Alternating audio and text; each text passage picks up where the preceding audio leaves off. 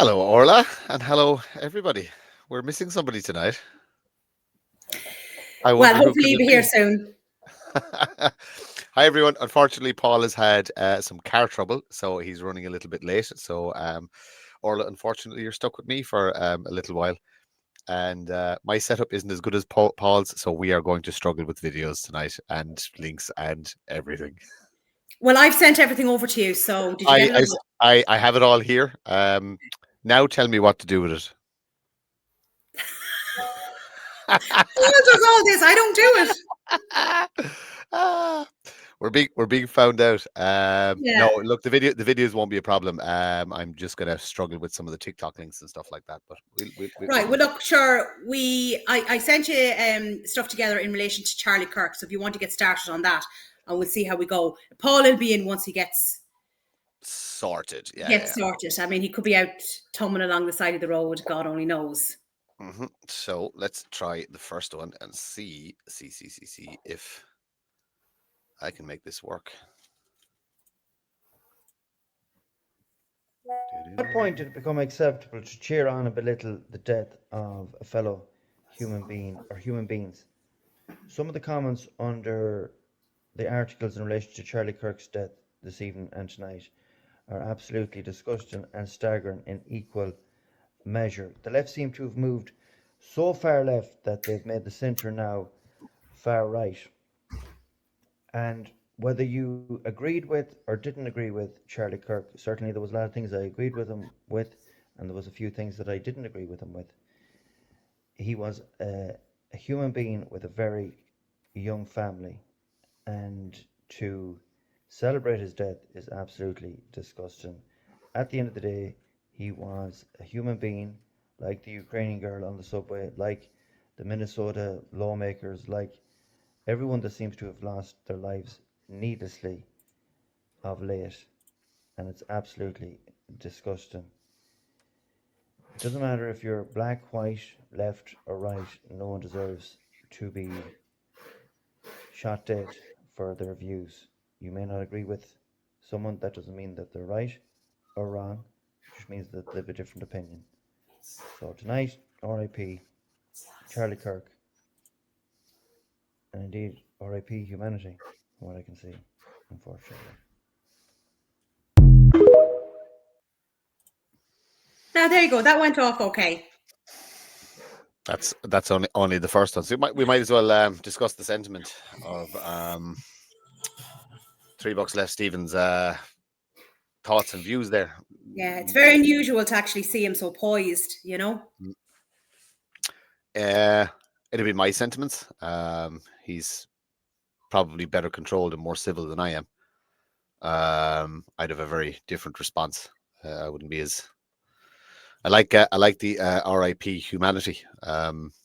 We're truly at a point where there's going to be no olive branch across the between the sides. There just isn't. It's not going to happen. Everything is too far gone.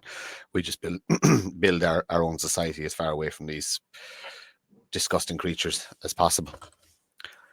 The only thing is they have shown their true colors. It's clear for most people to see what they're exactly like. Whether you like somebody or don't like somebody, show a bit of respect. The man died. He's left behind a wife and two children. He didn't die. He was murdered or Yes. assassinated. Yes. Yeah, we need to be very, very clear on that. And if you follow Democrat political rhetoric, um, all through Trump's first presidency, through Obama's third presidency, and Trump's new term now, the rhetoric from the left and the political left has been nothing but violence, violence, violence, violence, violence. I always quote the men who wanted to be left alone passage. You people don't know what violence is. You don't. Mm.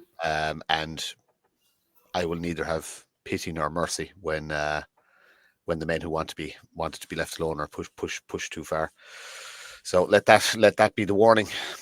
Um, some of the comments from our political class. Let's see if I can share this. Which just give me a second now.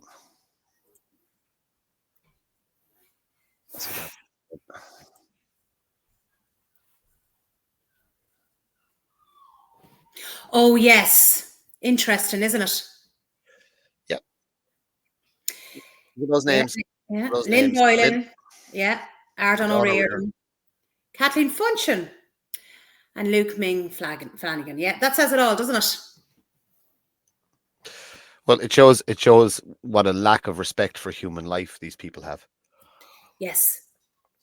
It's just absolutely disgraceful. That and it was the same over in the States when they tried to have the minute silence in the Senate. People started heckling and making noise and this, that, and the other. They're not the same as us. They're just not No. the same as us. There's No. a form of evolution happening where these people are on a very, very different path. Now, the plus side of it is that their path is going to be very, very short. They don't hold moral values. They don't marry. They don't have children. They're all going to be gone in 50 years' time. But the damage that they're going to do in that time is going to be absolutely colossal. You sent another. There's a couple of things. Yeah, there's a couple of things there in relation to Charlie Kirk. So scroll down. So it just takes me a while to no, download it's okay. them. It's all right. What else did you send me? Well, at least you're doing them, because if that's Paul, then he's gone on to another topic. I'll have asked him 3 times to do the video, and then he may or may not have remembered before he then goes, "What video did you want, Orla?" I have a video for Sweden, unemployment rate in Ireland. The rest of the stuff is TikTok, so I'm not sure. I think I have to log in. We'll go with whatever. Just go with whatever videos you can play for the moment, because they were due to play it on the show anyway. Yeah, it's just I think I have to open TikTok to download the actual video to my computer. I can't pull it directly from from WhatsApp. I think that's what Paul does. Yeah. Bear with me a second. We'll open up the right. TikTok. You just talk to the audience there, Orla. Is any comments coming in? Yeah, loads. Oh, can you not see the comments? No. Oh, okay, no. Let's go back to the start. And we're not live on YouTube either. Which one? Deal Heron, we're on. I normally have the television on in the background because sometimes I can't see things on the screen properly. So which I normally do it through, is it YouTube or the website? But it's not coming up.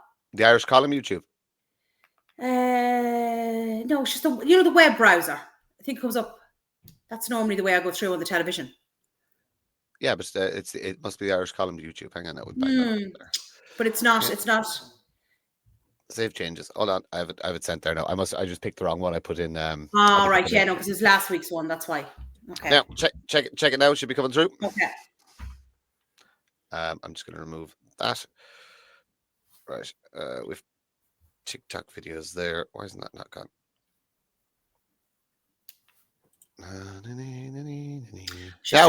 Now Orla. Don't you appreciate all the work that Paul does? Who sends over everything to him? We'd be in some mess tonight if I hadn't have been sending over stuff.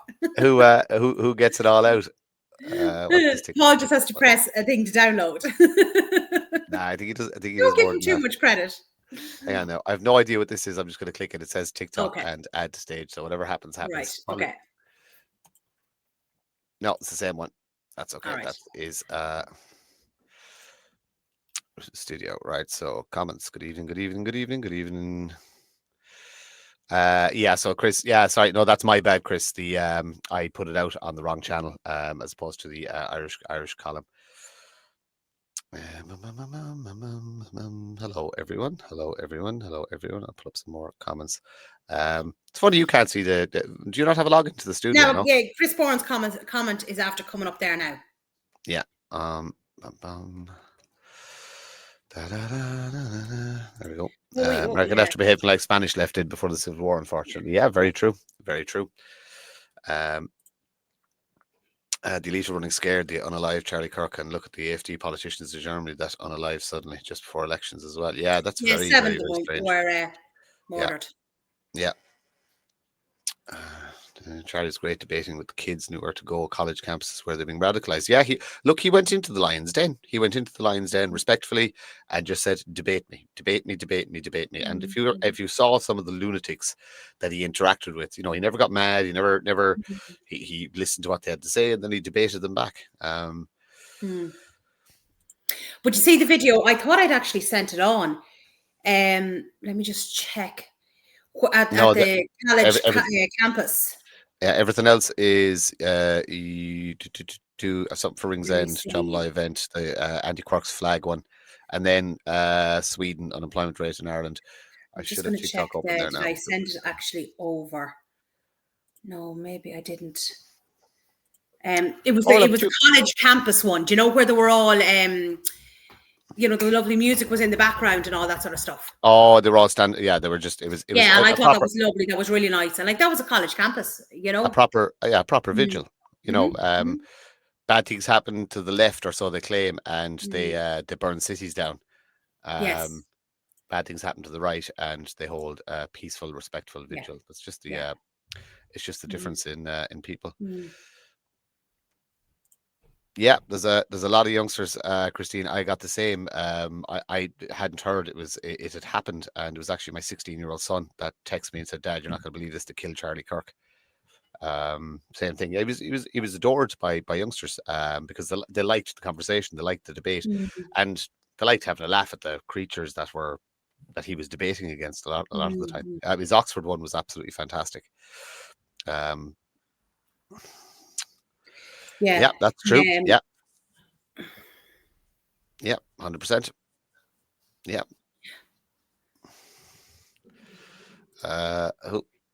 You owe me a fry up from the 16th of July. And Jesus, you have a long memory. I get you some other time. Yeah. Bit of a wait there, Dal. See what else is there, right? So I have TikTok open now, so these links should. Did you send them in order? You wanted them played, The or Charlie Kirk were in order, and I just grouped them together. right? So Because I just sent over a couple of ones because I didn't know if Paul had had separate ones, and then there's Anthony's one as well.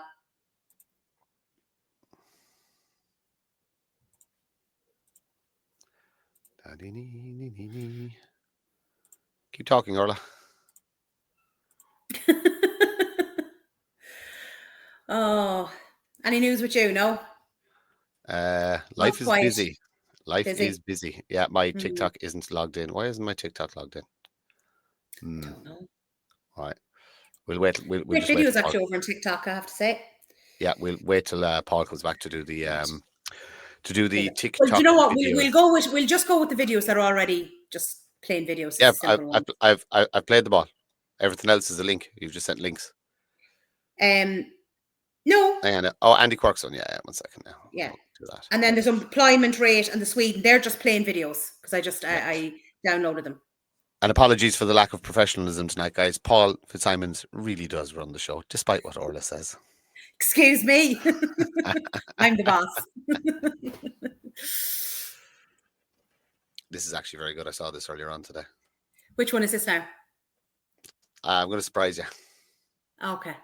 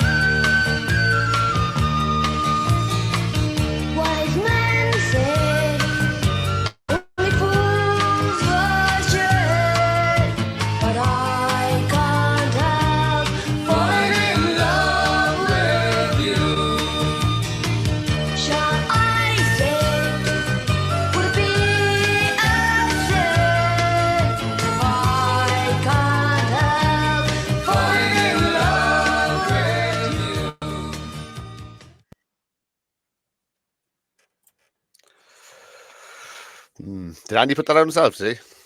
Yes. Well, I'm assuming so. It was up on his page. I love the music of it. As I said to you guys earlier on, I said, what a sight. And I said, the flags aren't bad either.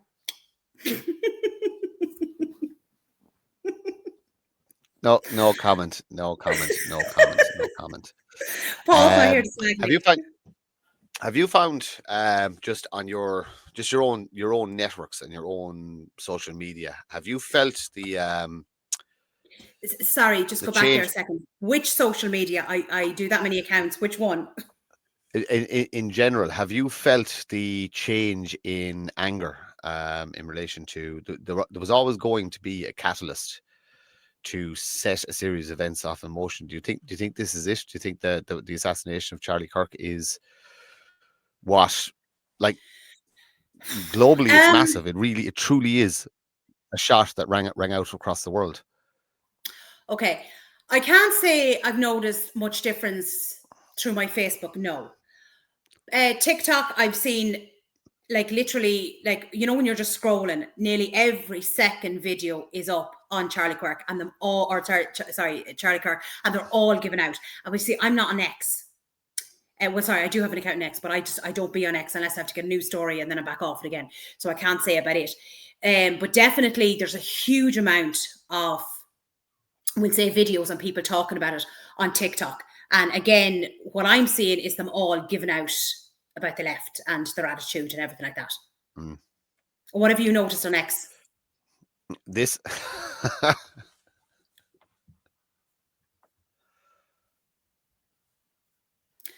Right, okay.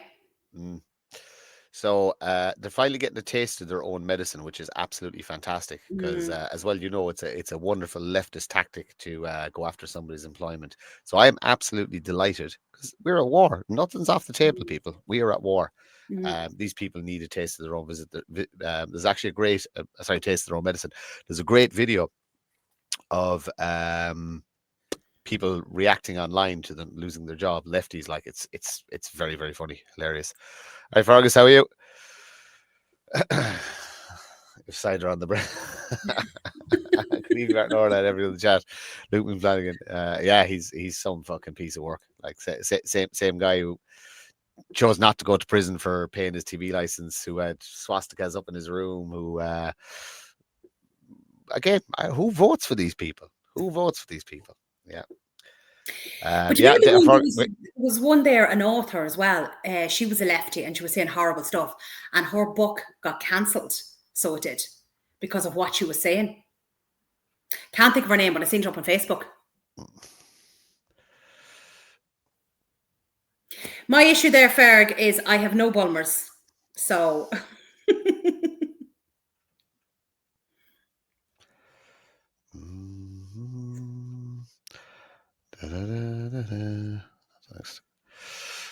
Looking for comments there. I've got another video now in a second. I'm just going through the comments. The comments, yeah. Yeah, we talked about that briefly. Charlie never said anything that was untrue. The left couldn't face facts. This is true. That was his thing. It was debate me, prove me wrong, prove me wrong. That's what he used to say. What else have we got here in the comments? That's about it. Quite nice.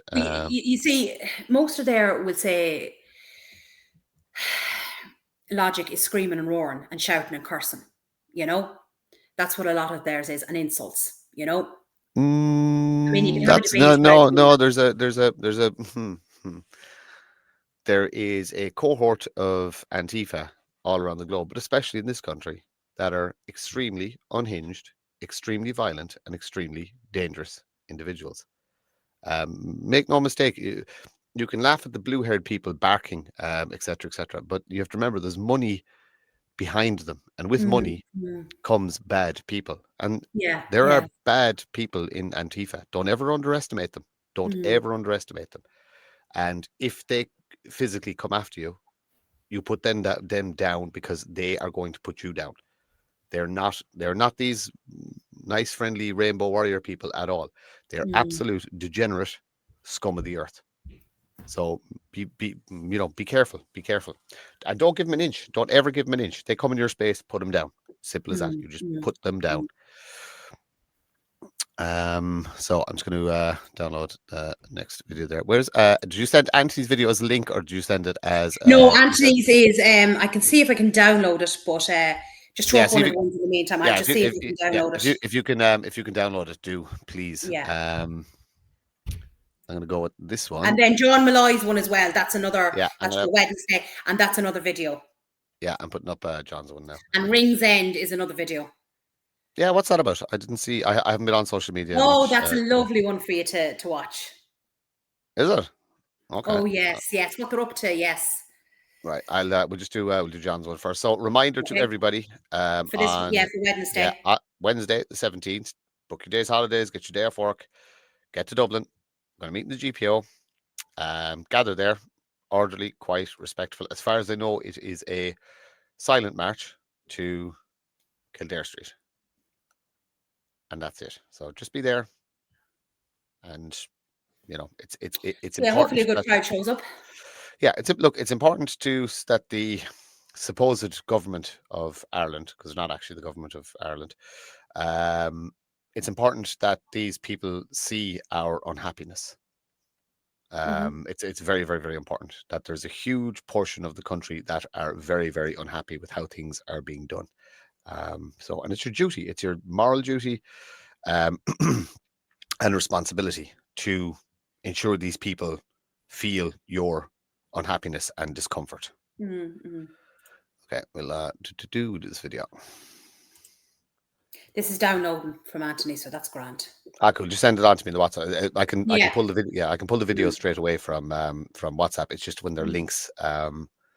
We can leave them for Paul when he comes in afterwards.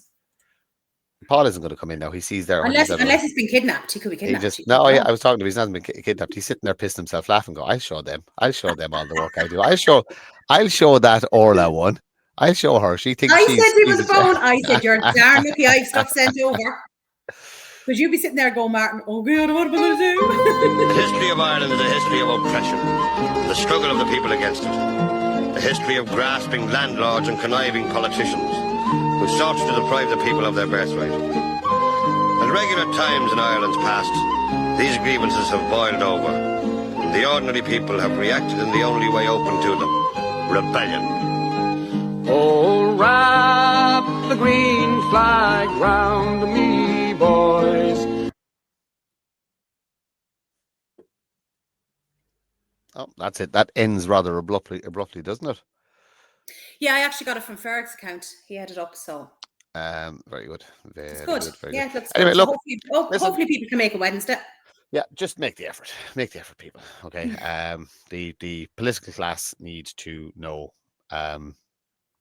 how unhappy we are, and we leave it at that. John, I don't know if you're watching tonight. I will give you a buzz after the show. I just had an extremely busy weekend at a wonderful family event and hadn't been to something in quite some time because I'm always gone somewhere done something. Yeah, so it was nice just to turn the brain off and has to be done as well. Yeah, do some family things. Let's go through some of the comments there again. Waterford City, well done, Waterford. Oh, hey Barry. Have you any of the the youngsters, the teenagers really dug Charlie Kirk because he was very prominent on TikTok. Do you know, I actually met a man today down in Kerry. Great conversation. It is a concept I'm slightly familiar with, but not 100% familiar with. So I might make a hames of this when I am explaining it. But it's the idea of kind of sovereign citizenship, so to speak. It's not exactly that, but it's about basically sending back your birth cert, your passport, disconnecting from the Vatican, disconnecting from the state, and you just being a man or a woman. It's fantastic stuff. I'm going to get an invite to one of the meetings, and I'm going to go and have a listen and see what I can learn. But absolutely, we talk about building the separate society. Mm-hmm. Absolutely fantastic concept. Absolutely, for just give it all back to the state. Not you. You don't own me. I'm not part of your corporation. I'm not. I won't be summoned. I won't be anything. Just I'm just a man, and I'm over here. Leave me alone. It's great concept. When you travel around the country, you meet so many different people with so many different ideas and so many different outlooks. And if you could actually get all of them in a room together and just agree to pick out the most achievable concepts of all of this, you would have just an unstoppable juggernaut of an idea that you just wouldn't be able to stop it. It's very, very, very similar to what Era Riche is trying to do. with its council song. And a big shout out to Éire Rísh. Remember, voting is on the 21st if you are interested. There are now some candidates up on the actual website, and I'm sure there's Oh, going to be very good. plenty more added. Yeah, so there's faces and a little bit of bio of people who have said Good. that they want the honour of standing for their people locally. So it's a fantastic idea. So big shout out to the people behind Éire Rísh. I think you should just try and get it out there a bit more now. Like, share, just get it out there. At the end of the day, it's I didn't do that. Oh, is Mr. Fitzsimons coming?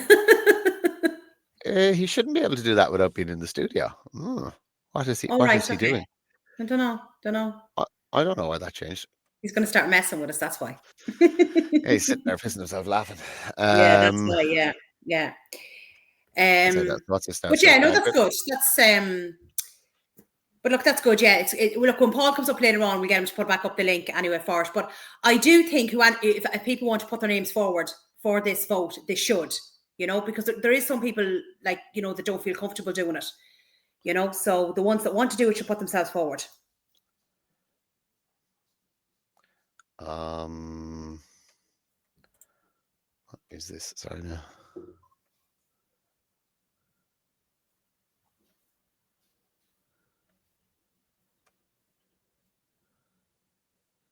What are you looking at?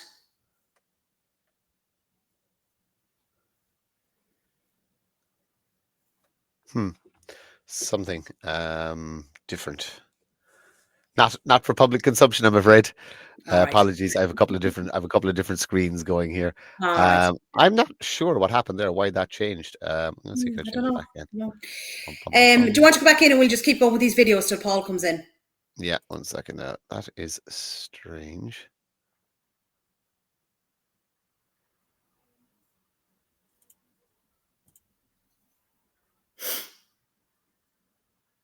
That is really, really weird, because all of the I actually uploaded just before the show because I didn't have an Irish column background, so I just cut the one that I'd uploaded. Ireland Live, yeah. Yeah, and not Ireland Live, no, of the Irish column.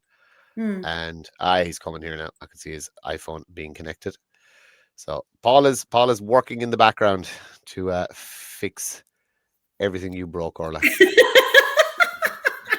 I didn't touch anything, so Yeah.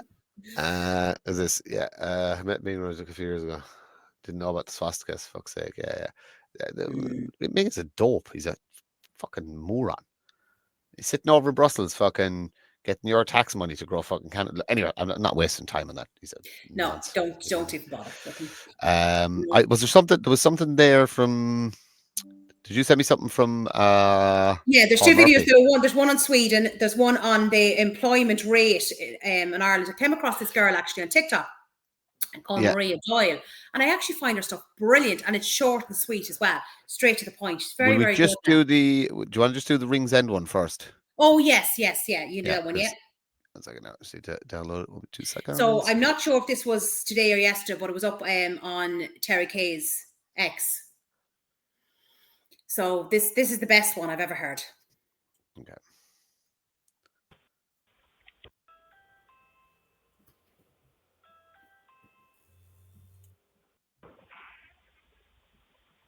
Welcome, how are you? Sorry, can I wash my face? Not a chance. No way. In your house? Sorry. Not at all. Because I'm a bit depressed. Sorry, mate. Not here anyway.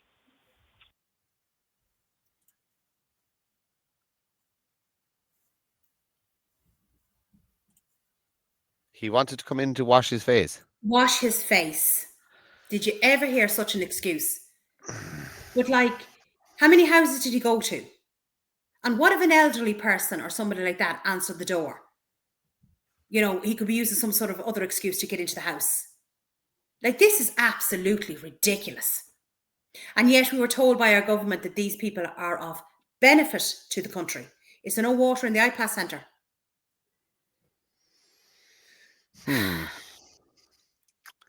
Yeah. Home protection, people. Make sure you have it. Talking about it for Don't years think they now. have cameras. Yeah, cameras, protection, panic alarms, any form of deterrent you can legally get your hands on. Actually, at this stage, I don't care. Get yourself some illegal stuff. Get pepper spray. But do you know what? Fuck them all. Get whatever you need to fucking keep you and yours safe. Right? You have a constitutional right to protect yourself and your property. That's written in the Constitution. So you get whatever you need to make that happen. Let's put up a few more comments there.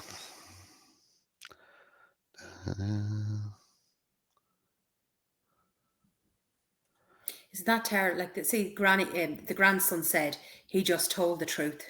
Even Yeah, a child can figure it out. Yep, absolutely. Did you watch much of the protest in London yesterday? I was No, offline all day yesterday, so I didn't see any of it. no, I think no, because I spend so many hours a day having to do social media. Sometimes in the evening times, I just want to switch off. Yeah, I was You the know, same now. I was off grid all weekend.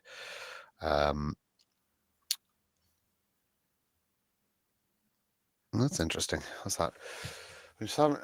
When you're sovereign, you can claim VAT back on literally everything except smoke. It's not good. Well, technically, you don't have to pay. Yeah, you can claim VAT. You don't have to pay tax. I'm not sure about claiming the VAT back, but you don't. The guy I was talking to doesn't pay tax. He has set up a business using a private members club uh, system or method and stuff like that. I'm not doing it justice. I need to spend more time with these people and get it more fleshed out. It was a long conversation, but still, a lot of it went over my head, because the amount of knowledge you need to to do something with this. to do something like that. Yeah, the very interesting thing was getting released from the Vatican. And that really pricked my ears up. Not an easy thing to do, but that's where you have to start. Yeah, look, mind blowing stuff. But again, there's fantastic ideas in there, and you pick the best ideas, you mesh them into other people's ideas. Actually, speaking of ideas, here's a bit of a personal one, for us, so to speak. I have seen through different and various WhatsApp groups. I didn't actually see it on any of the social media channels because I wasn't on them the weekend, but I saw it in WhatsApp groups. Has Michael Leahy of the IFP publicly stated that he will not speak at an event because he will not share a platform with Justin Barrett? That actually happened. That's real. Yes. This is now okay. So just so people know, I have the utmost respect, or had the utmost respect, for Michael Leahy. I always did. I bear the man no ill will. I also believe he was calling for unity talks and was setting up a new thing for unity, and everybody to be invited and everybody gets a seat at the table. But he's already decided, well, this person is too dirty for me to. Yes, he put out a statement on X last night, and he put out a further statement this morning. I would have to ask. I never make an opinion on anybody until, as I say, I've broken bread with them, so to speak. That I have to, for me to make an informed decision on somebody, I have to spend time with them. I have to speak to them face to face. Can't be just a passing in a protest, or I see them on YouTube or anything like that. I physically have to be close to a person. I have to look into their eyes. I have to shake their hand.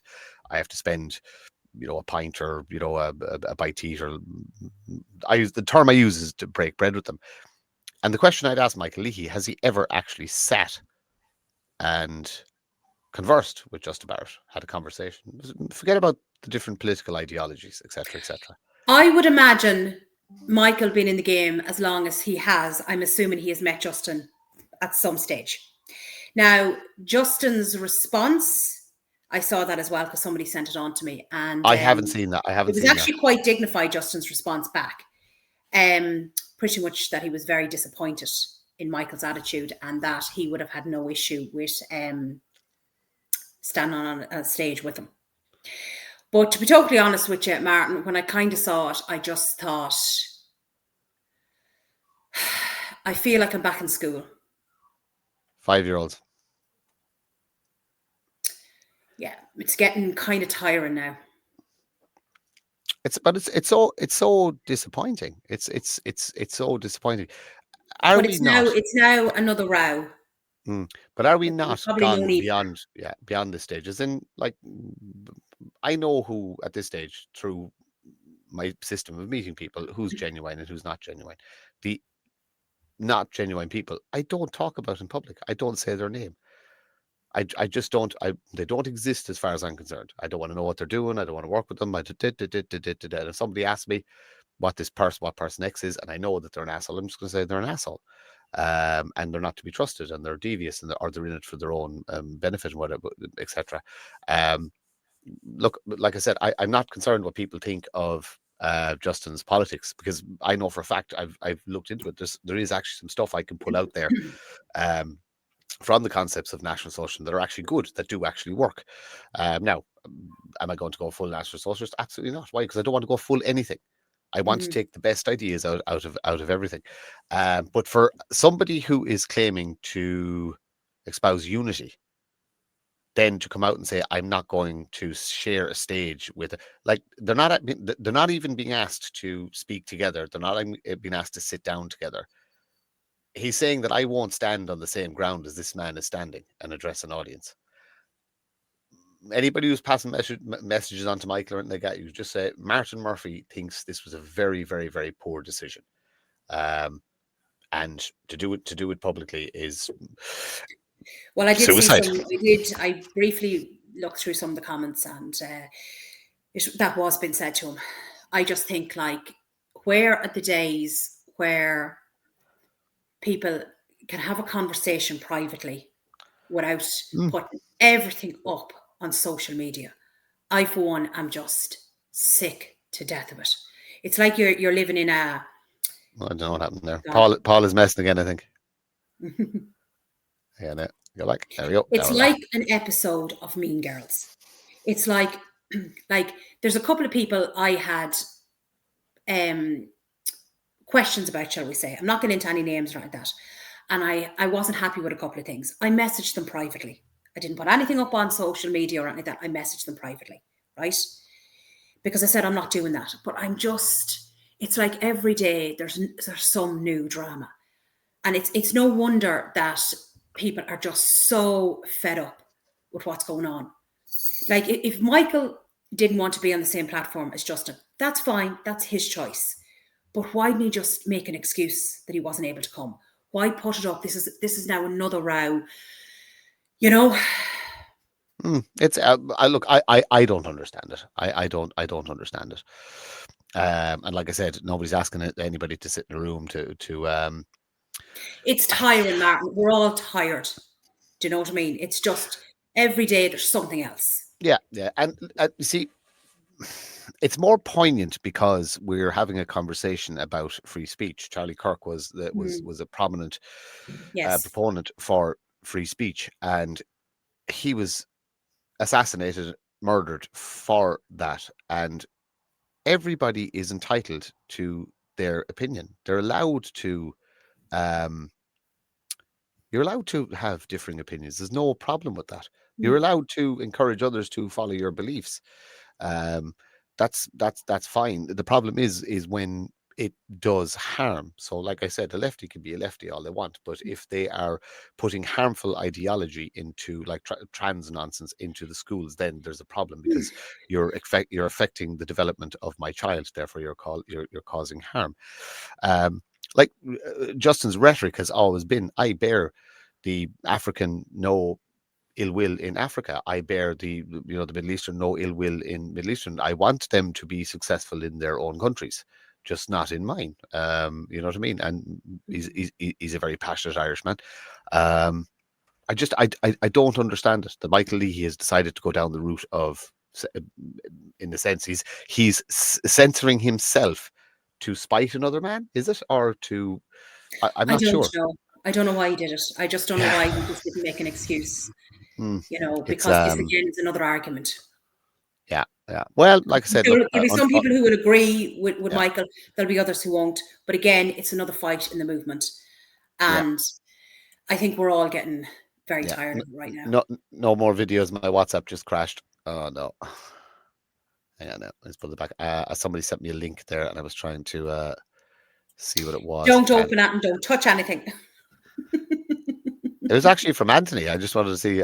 He sent me some videos to play. I have that one downloaded, but again, you need to open the WhatsApp.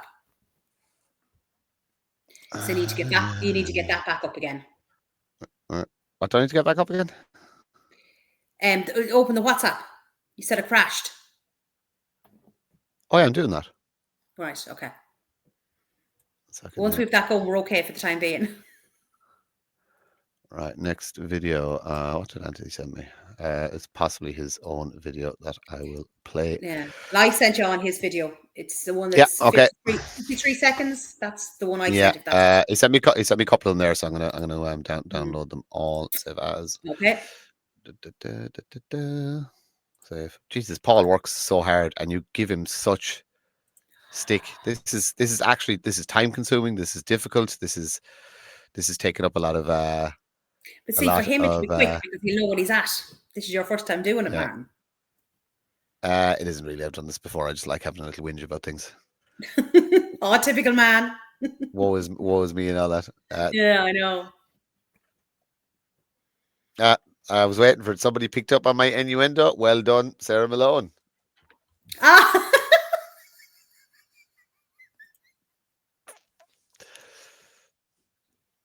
Thanks, Sarah. I thought you were supposed to be on my side. Oh my God. Right. All I need now is Fair and Kevin Coyle in the comments. Who's giving that at me? It's a good thing I have a sense of humour. No, you don't. Martin is rarely Orla. Yes. Orla off screen is actually a complete and utter diva. She makes us She makes us take all the blue Smarties out of the. She won't eat blue Smarties, blue Skittle, anything like that. No, all the blue ones have to be taken out.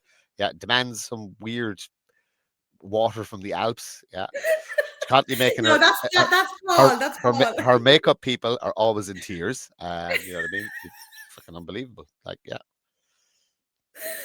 unbelievable. All right, let's do this video. So, you get brave, Martin, because we're on screen. Wait till I see you Wednesday, and then there'll be a whole different story. Good afternoon, everybody. On this Sunday, the 14th of September, I'm here at the House of Prayer in Achill, where my nana, Margaret Casey, used to run buses from Dublin every weekend for years. I was glad to hear that someone knew her when I went in. But this is where I've come this weekend to pay homage to Charlie Kirk and everything he did for the Christian world. His bravery, what he stood for all of us. He stood for the family, he stood for the right of life, he stood for Christianity in these dark times. So my prayers for Charlie Kirk in this day are here in Achill at the House of Prayer.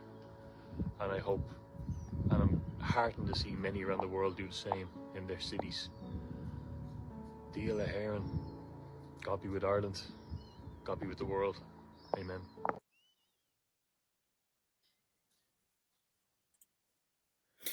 I'm just laughing. That's actually true what Sarah said there. Oh, I missed Paul reading the comments and realising what's been said halfway through. But then he realises, oh no. No. If you see me pausing, it's because I'm reading everything. The one spoon is coming with me on Wednesday.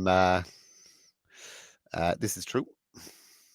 From now on, any nationalist blackening another nationalist in my eyes is not a patriot, but a whimsical fame hunter. Yeah, absolutely, 100%, absolutely 100%. And also, you those that crave leadership, you should always question, their background, their morals, why they're doing it.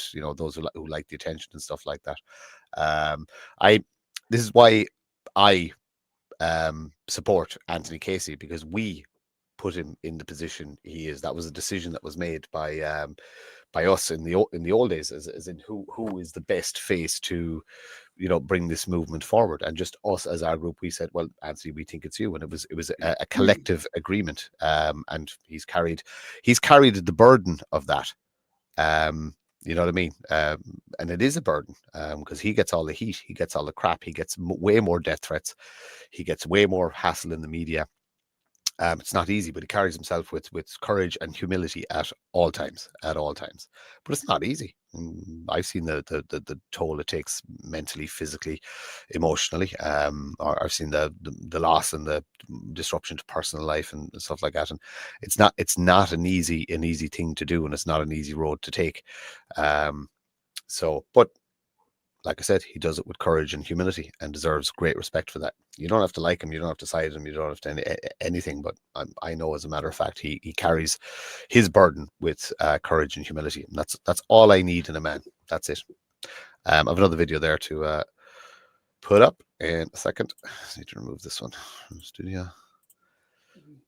It's linked to the same one. It's just in the church, as far as I believe. Okay. That's the only one I have of him.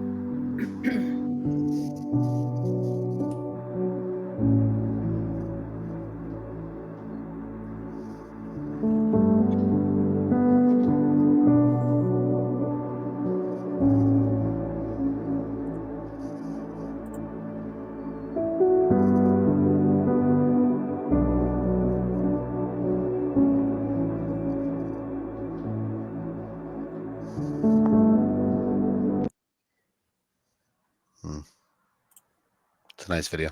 It is. Yeah, I think the Charlie Kirk thing is going to be a massive. Like I said, it's a shot that was heard all around the world, and I've heard all the conspiracy theories and all the different stuff. Oh, he's not dead, and it's AI, and this, that, and the other. And I actually personally believe, we always talk about psyops. I think the psyop is actually making us think it's a psyop. It's making us doubt absolutely everything, to the point that we're driven insane. We become conspiracy theorists, so to speak, because we can't believe what we see and hear with our own eyes. You know what I mean? We're taking, like, since COVID, I don't believe in. I'm very distrusting of pretty much everything. I had a debate, or not a debate, but a conversation with a medical professional who, actually, sorry, when we're talking about medical professionals, big shout out to the far right mammy.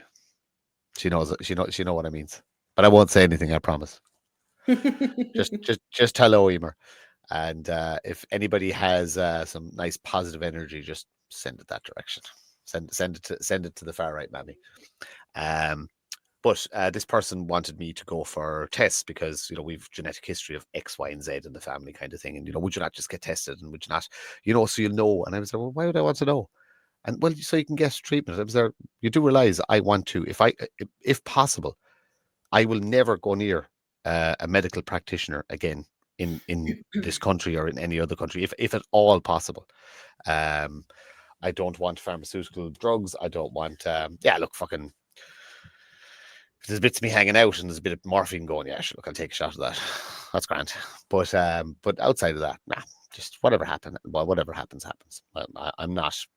I'm not doing this. I'm not playing that game. I'm not doing protocols. I'm not doing, no. Just absolutely 100% done with it all. And the reason is because they lied, and 90% of the population believed it, and huge amounts of people are now injured. Some of my own family members are injured from the poison that they put into people. So if I can get through the rest of my life without needing any of those people, yeah. So that pretty much means, if you find me unconscious on the side of the road, just leave me there. I'll be grand. I'll move you into the ditch. I wouldn't even bother. I'd probably make it really interesting looking roadkill. Do you do that? You love animals? When I see dead animals in the road, I always go, poor Mr. Fox or poor Mr. Badger. Or, well, obviously it's not nice to see them, but I think, it's like the cycle of life. The boards and all that will come down and, have their dinner, shall we say, in a nice way. Yeah. It is the circle of life,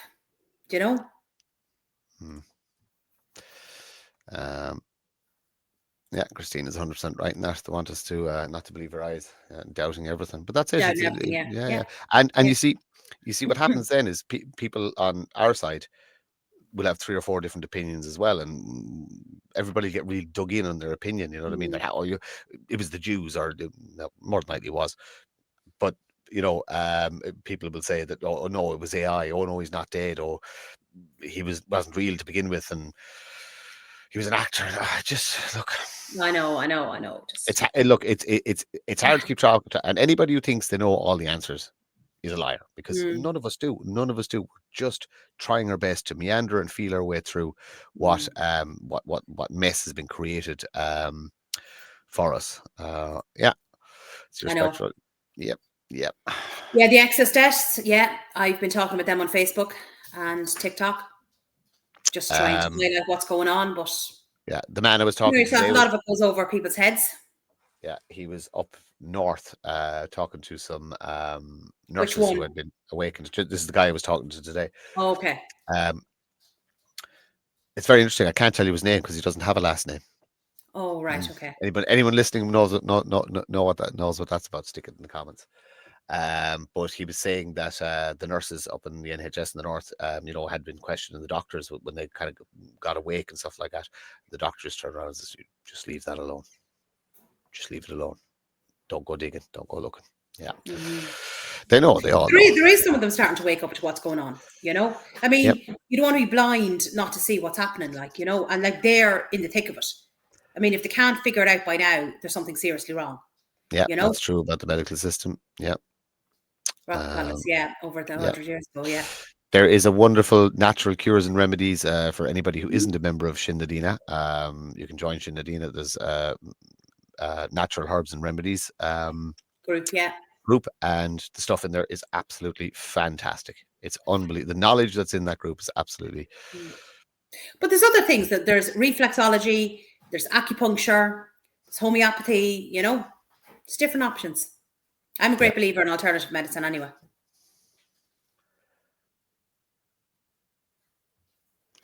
Adolf posts a lot, so he deserves a shout out there. That's actually a good comment. So keep going there. Poison, yeah. Oh yeah. How did that go? Anybody who was at Cash? Unfortunately, I had something on. Oh, is that where was Luke O'Neill there? Yeah, Dr. Death. Yeah. No, that's Tony Houlihan, but you can call him that. I would like. Just wonder how his shares and Pfizer's are going. Just anyway, it's a wonder he has time to write a book because he's so busy counting his money. Yeah, they're pretty. I don't want to talk about these people. Look, they're going to get theirs. Buying their books, like, do you know what I mean? It's just after everything they've done, especially Tony Houlihan, between the cervical scandal and everything. You think people are cop on, that he can't be trusted. I have another video to play. I'm going to bang this one up there. Okay, which one is it? Anthony sent me this one, so is about the. Yeah, it's just a screenshot of the national protest in Cork, 11th of October. That's the one that 1 p.m. That Michael Leahy said he won't speak at because Justin Barrett is speaking at it. I really look forward to Justin's speech because there's one thing I'll say about that man. I have never seen him not give a good speech. So he's good speakers there. Yeah, Barry Stone's there. Aaron's going to be there, which is great. Yeah. So Michael Leahy has crossed off that list. Bad mistake, unfortunately. But look, so this is Jake Fitzsimons might be speaking now because I just gave his number over, so he might be speaking. So it's good to see the new kids on the block, as they say. Yeah, absolutely. Yeah, Sarah. Yeah, I have a ton of. I believe they have a meeting in Galway soon, and they have a meeting in Cork soon. So we exchange numbers, and I'm going to try and make some time to go out and listen to what's said. He had a very interesting ID card that I won't go into, but it serves as everything. It's your passport, your everything is in, the state asks you who you are. That's who. I wouldn't be doing it justice if I didn't get more information on it. But just fantastic. And originally when he was talking, I thought it was the IRB concept, but this is completely different. This is completely outside of the box. And his understanding of the court system.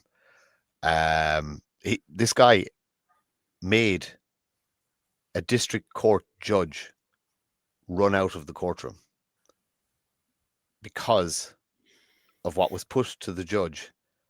The judge knew that it was going to actually bring down the judicial system if the judge uttered a word, and he actually just left the court and they just closed business for the day. So it's similar tactics they use when Patrick McGreal catches out the judges. Yeah, he's very good. Look, that's true. Adolf, right? That is absolutely 100% true. Cork had changed his stance on Israel after going out there and meeting some of the real small hats, and so I'm going to try and go back to some stuff you sent me, Orla, and hopefully my WhatsApp won't crash again. That's actually really good what Christina there saying. My son-in-law lost his 67-year-old fit and healthy uncle Monday past. Up here, everyone is talking about the excess deaths. Christine, where is that? 2 people yesterday said to me, in their opinion, it was the vaccines. Interesting. Because a lot of times, if I kind of say to people, God, there's an awful lot of people dying suddenly, isn't there?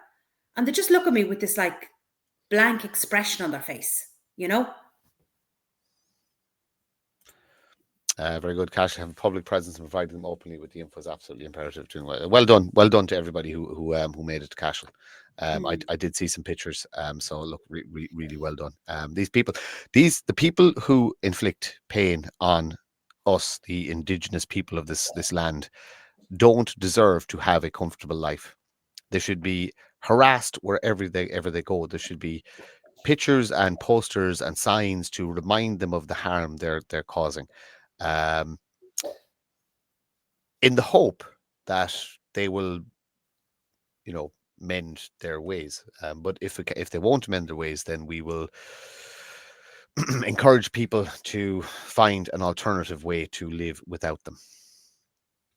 Well, they need to remember something, but then they probably don't, because they probably don't believe in God. You cannot put that harm on others without it coming back on you.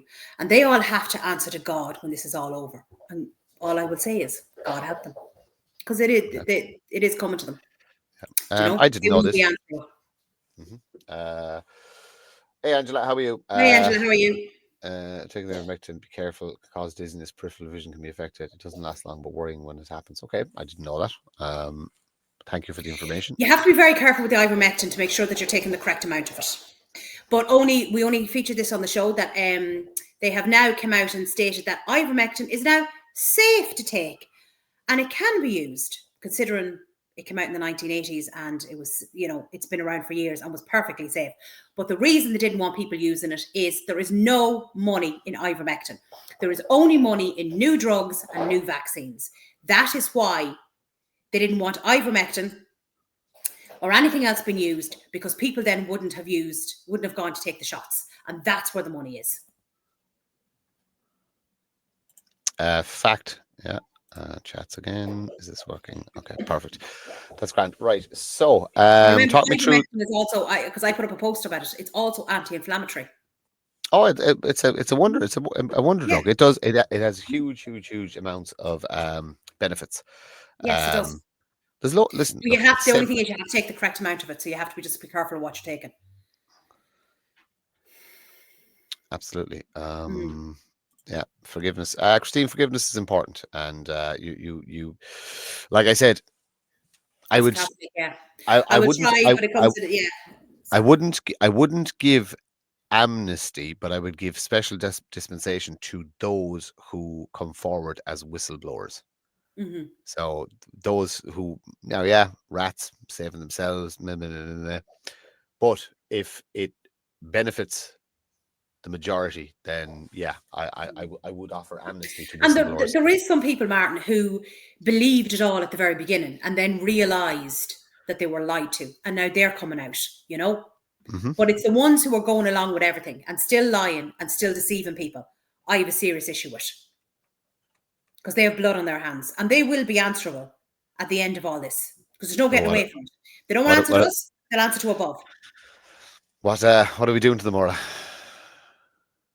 We don't need to do anything. There's a thing called karma, and answerable to God. They have to answer to him. They have blood on their hands. Okay, so I have a video here that is just going to play. Nope, not that one. No. We played that one already. That's grand.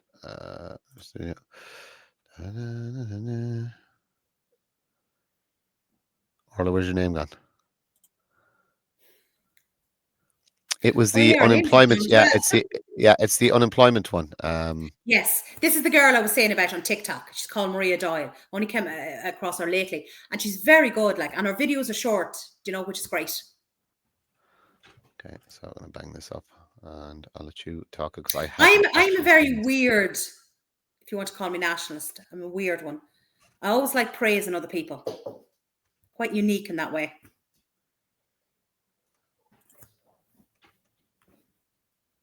You mean you're nice? Nice isn't weird, Orla. I'm in the minority.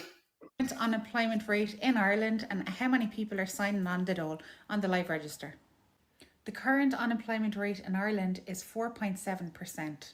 This is the live register. If you've good eyesight, you'll see that we've over 177,000 people on the live register. 128,000 of those are Irish nationals and 49,000 are non-Irish nationals. We have over 22,000 people under the age of 25 on the live register at the moment. Most aged between 25 and 54 account for 2/3 of all on the live register. Currently have just over 12,000 benefiting from the EU Temporary Protective Directive, which was set up for Ukrainian refugees. And as you can see here below me, the counties that have the largest increase in the last year is Dublin and Kildare.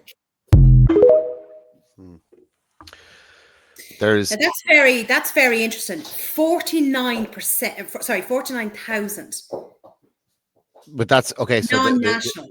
But those figures are massaged. The government always hide the actual figures, and there's people on other schemes and other forms of social welfare that don't actually come on the live register, and there's a huge amount of people in the iPass system that aren't in. You know what I mean? The numbers are way higher than that. If you use an AI tool, you can basically find out that roughly 1/3 of the population of this country receives some form of welfare. 1/3 of the population works for the civil service or the government in some way, and the other third carry the can for all of it.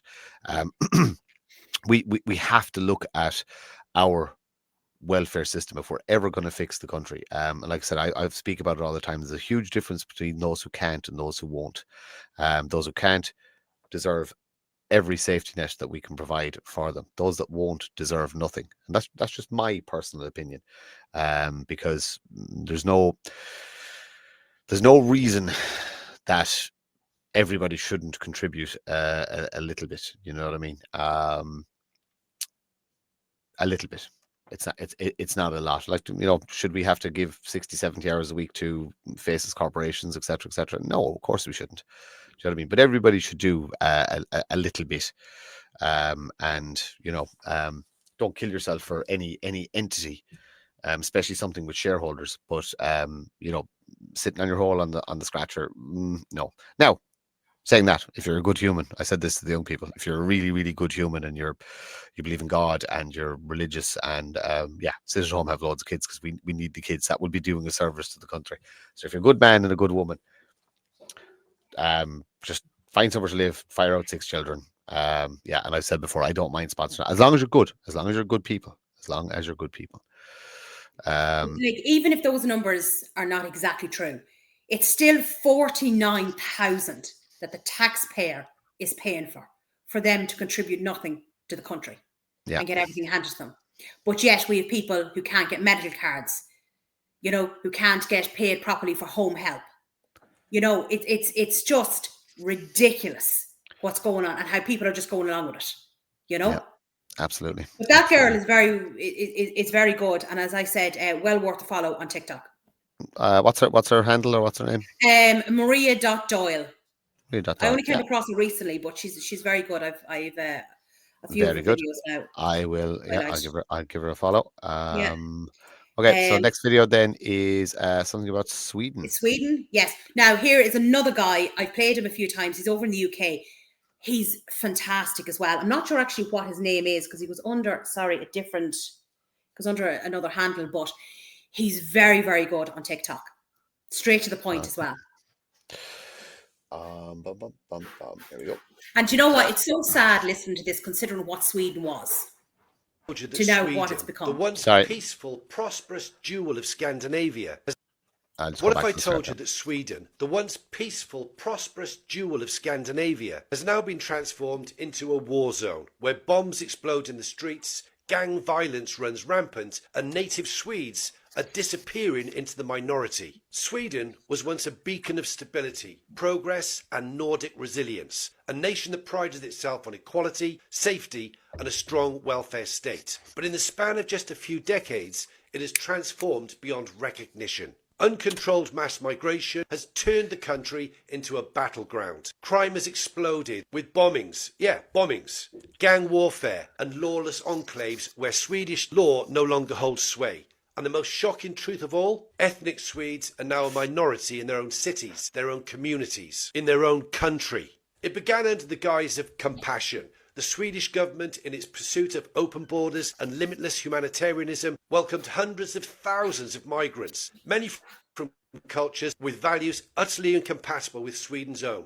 These weren't families seeking a better life. They were overwhelmingly young men, many of whom despise the West, see it as weak and ripe for exploitation, and exploit it they did. Just look at the numbers, if you dare. Sweden now has one of the highest rates of gun violence in Europe. Grenade attacks and bombings, once unheard of in these peaceful Scandinavian towns, are now a regular occurrence. In Malmö, Gothenburg and Stockholm, gang wars rage in the streets. Police stations, kindergartens and residential buildings have been targeted with explosives. What was once a country known for ABBA, IKEA and neutrality is now infamous with its no-go zones and spiralling violence. Rapes have surged. Sexual assaults, often carried out by men from radically different cultures, have shattered the sense of safety Swedish women once took for granted. But even worse than the crime itself is the government's response. Instead of cracking down, Swedish authorities, fearful of being labelled racist, have prioritised appeasement. So police officers warn women to dress modestly, to avoid going out alone at night. Concessions to an alien culture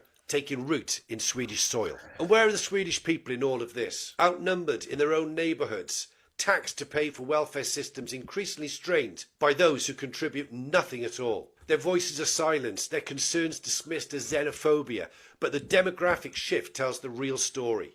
Sweden is no longer a Swedish nation. It's a failed experiment in multiculturalism, an irreversible transformation into something unrecognisable. You want to know Britain's future? Look at Sweden. If you think the UK is immune, think again. Every week, boatloads of undocumented young men arrive on our shores, ferried in under the watchful eye of a government too afraid or too complicit to stop them. They come from cultures that reject our values, that see our kindness as weakness, that do not seek to integrate, but to dominate. It makes my blood boil. British taxpayers foot the bill, while working class communities bear the brunt of this disaster. Housing shortages, overstretched NHS services, rising crime. These aren't coincidences. They're the inevitable consequences of a system that welcomes everyone except its own people. If we don't act, we will follow Sweden down the same path. Soon, we'll be the ones avoiding certain neighbourhoods, warning our daughters to stay indoors, watching as our identity is eroded in the name of tolerance. Listen, this isn't alarmism, this is reality. The time for politeness is over. The time for action is now.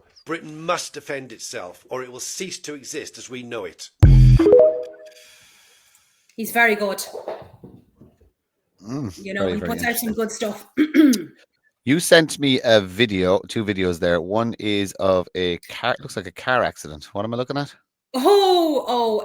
Yes. So everyone knows I love Michael Car accidents. No, Michael McCarthy, right? Car He's accidents. brilliant. And these actually 2 videos I sent on to you. Just watch this carry on over in England. Again, think again that the government is saying these people contribute to the country. I'm not sure exactly what this guy is contributing. Okay, video out. Bum, bum, bum, bum, bum. Oh, I hope I clicked the right one.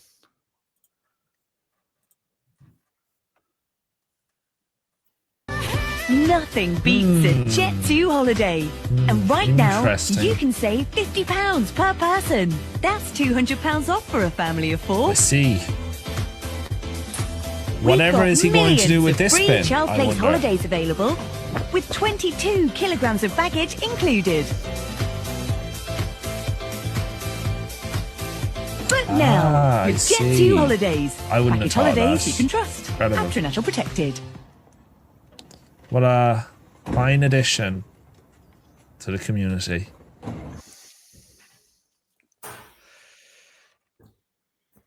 Like, what do you say to that? But For the love of God. The cities are full of these people. I love the way Michael does his videos at times. They're just... Yeah, like, this is absolutely ridiculous what's happening. Do you know, what was the point of that?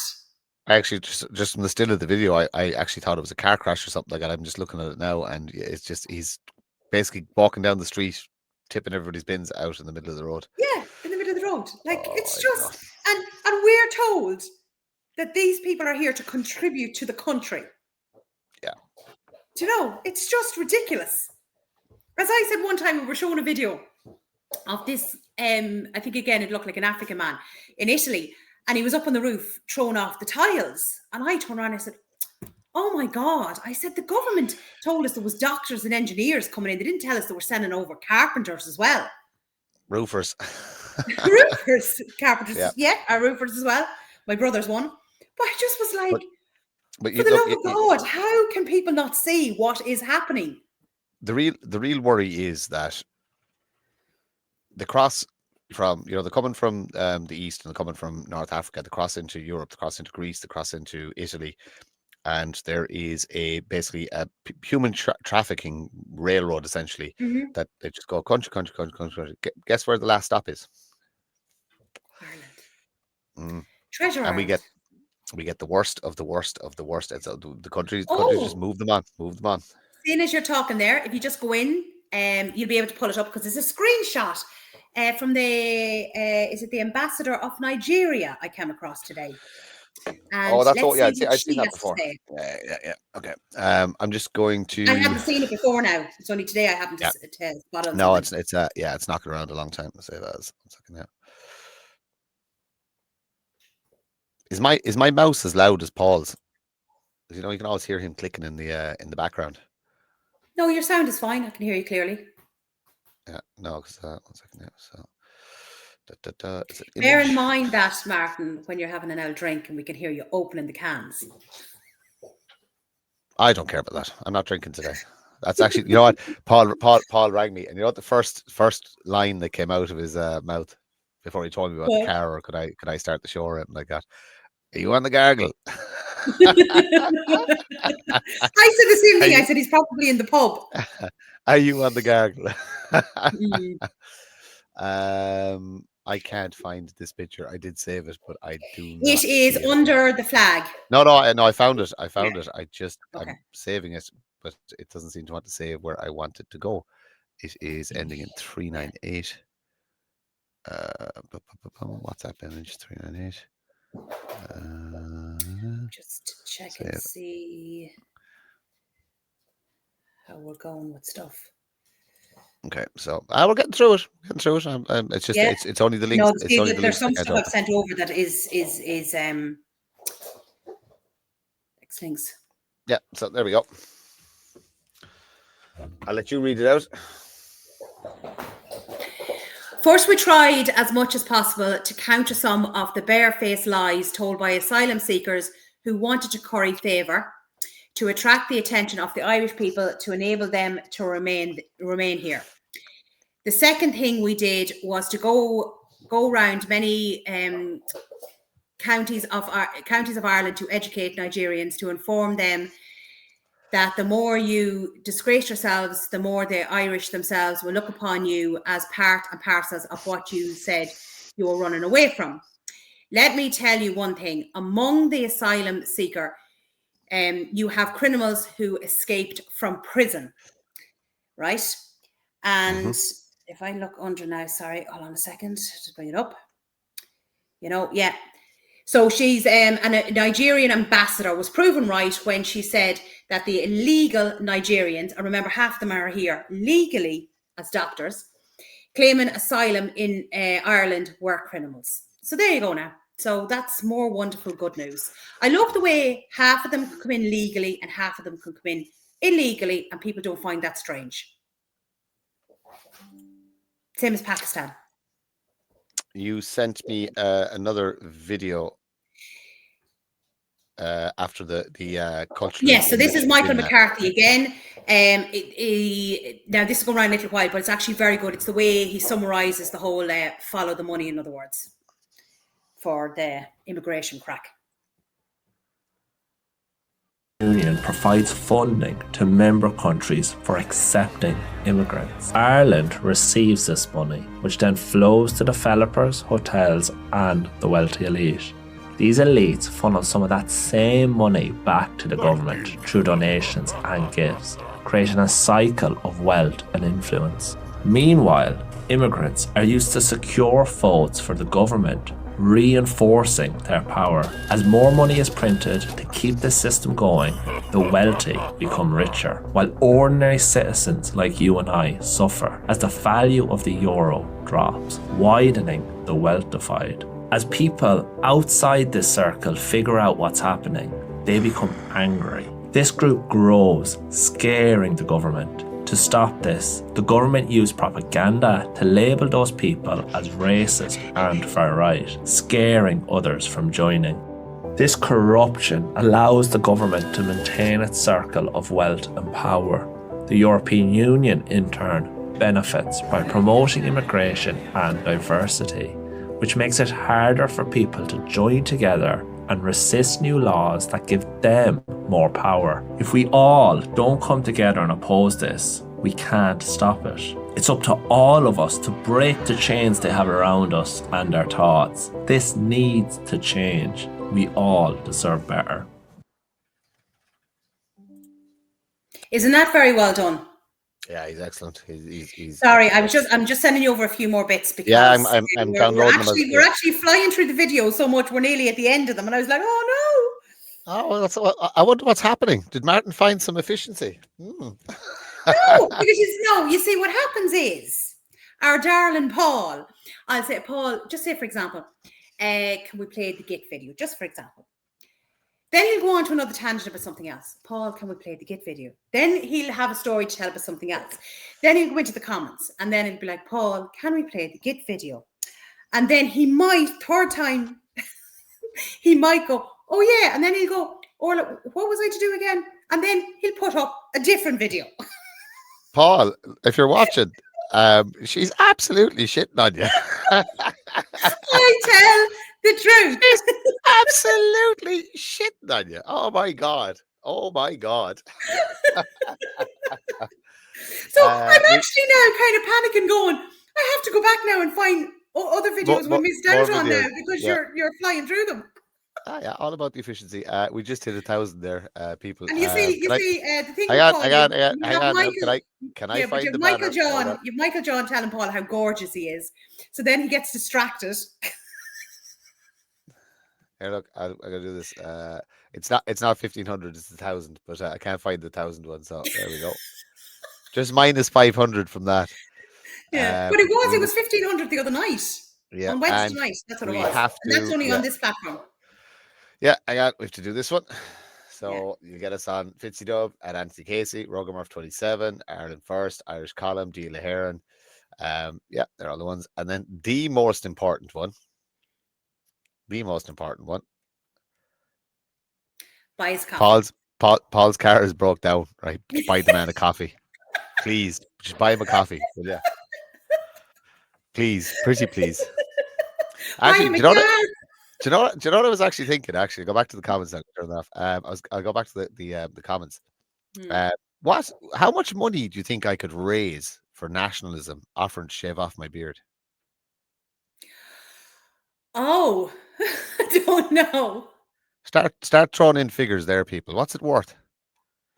What's it worth to find out whether I actually have a chin or not?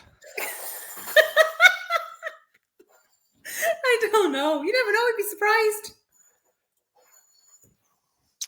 You know? Right. So we will go back to the videos. So the Yes, first one you I've sent sent you me. because I think we're actually everything Yeah. I sent you earlier on. I'm pretty Yeah, sure. we're through it. We're through it all. We're through it all. Yeah. So there's you sent me a video about a Korean streamer who Oh, this is got some brilliant. cultural enrichment.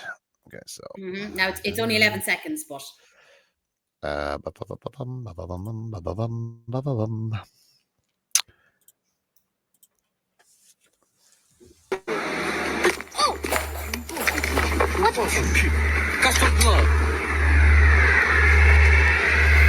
was that?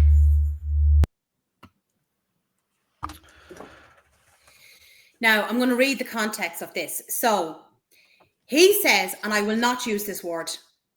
What do you want, you dirty? whore. I don't use that word. I said it for you. Right. Well, I don't use it. You're welcome. Famed Korean streamer, I don't know if I'm pronouncing this right, Janity, was brutally attacked by a man reportedly from North African origin on the streets of Toulouse. The Korean streamer has 1.1 million viewers and is one of the biggest streamers in South Korea. She had a rude welcome to multicultural France, where you can be attacked randomly on the streets at nearly all times. Because obviously France has turned into an absolute, excuse my language, shithole. She likes to travel the world, sharing her adventures with her large community, but in this case, she got punched in the face. And seemingly this has gone out now to millions of viewers now, so it has, because that is just absolutely shocking what's going on in France, especially like what's going on in Paris, especially. Do you know? And this again is your diversity. Do you know? Yep. And seemingly, I was reading that French people, as in actual French people, are now coming up and apologizing, saying they're not French. Please excuse their behavior. They're not French. Isn't that terrible? It's a little bit weird. Listen, we have it here. Yeah. Yeah. Okay. So we're starting the bidding at 5K. That beard is well looked after. Yeah, absolutely. Is Michael John not in the comments? No, he's not here tonight. He's not here tonight. Yeah, I don't think so. Yeah. Oh, hey, is Ferric still in the comments? Judy now. Oh, look. Judy likes my beard. Why do you like my beard, Judy? What if yourself and Ferric could do it? Seeing as you're like, what is it, brothers from another mother? Oh no, they called me something like his goblin twin or something like that. It was to be honest, it was very funny. It was very funny. Yeah.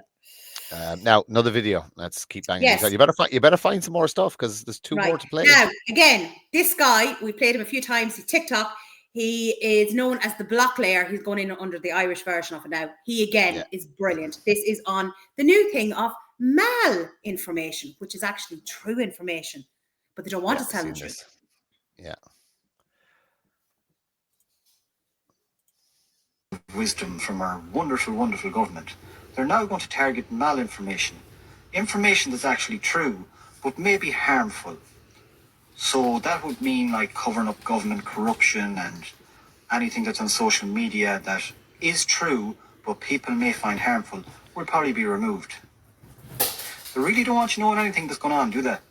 And they really are going after free speech at this stage. This is some Soviet fucking style shit.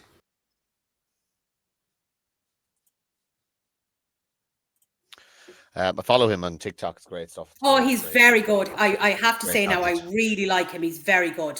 Yeah. So he's definitely worth, give him a follow. Yeah. I actually just another one there. Check out James Conway is making some very interesting videos of late on TikTok. So I invite everybody to check them out. Some really interesting stuff in there. Well worth a watch. And I love the way the way he starts his videos. He's very funny. Do you know the way he just starts them off? Right. So I'm going to do this. I have to download two. You know more. what? Who is this UK girl? Hey, Martin, when you're good, you're good. Sorry. Oh no, I said I'm flying them over to you. When you're good, you're good. Yeah. Listen, look, I'm getting you're flying them over, and I'm getting them up.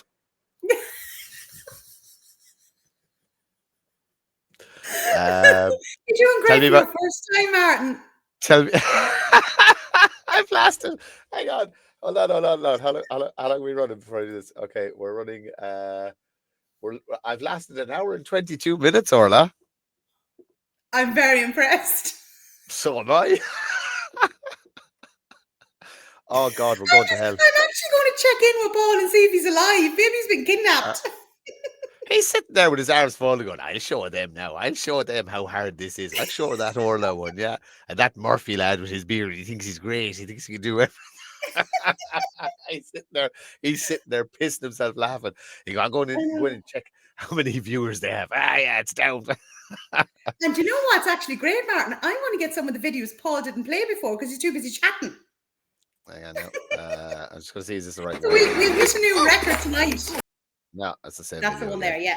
Yeah, that's a boo-boo on my part. Hang on now. Yeah, that's okay. I'm just going to start clearing what I've sent over to you. Yeah, I've done him. You've done who? Him. The black layer. Yeah.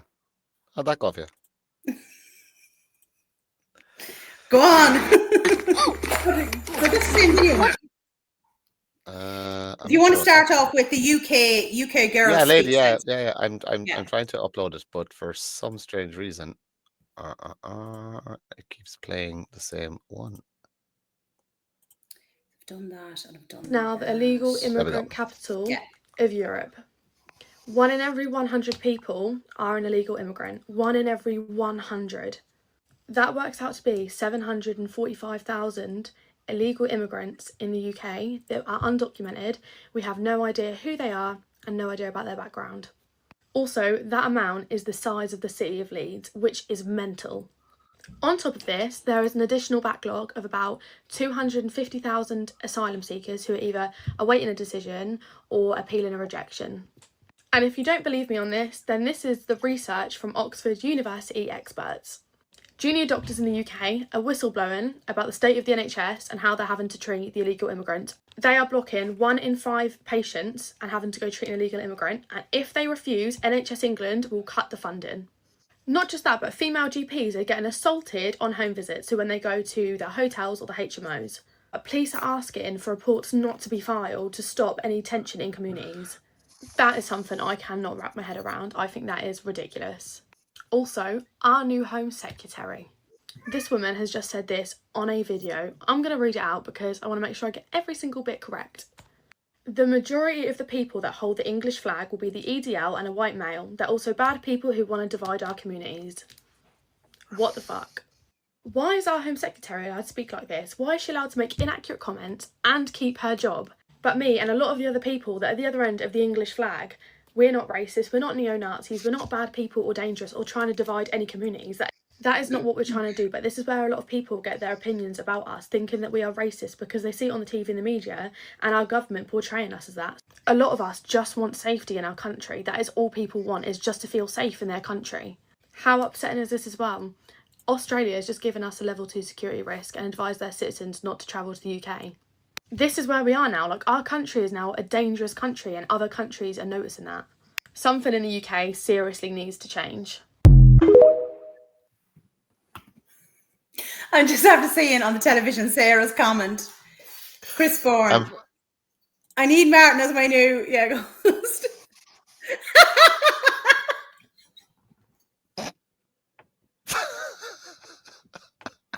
No.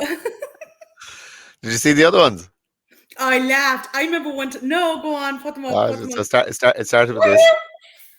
I'm always brave. Put the comments up. I know. Get this one. You need a comedy show. Right. Right.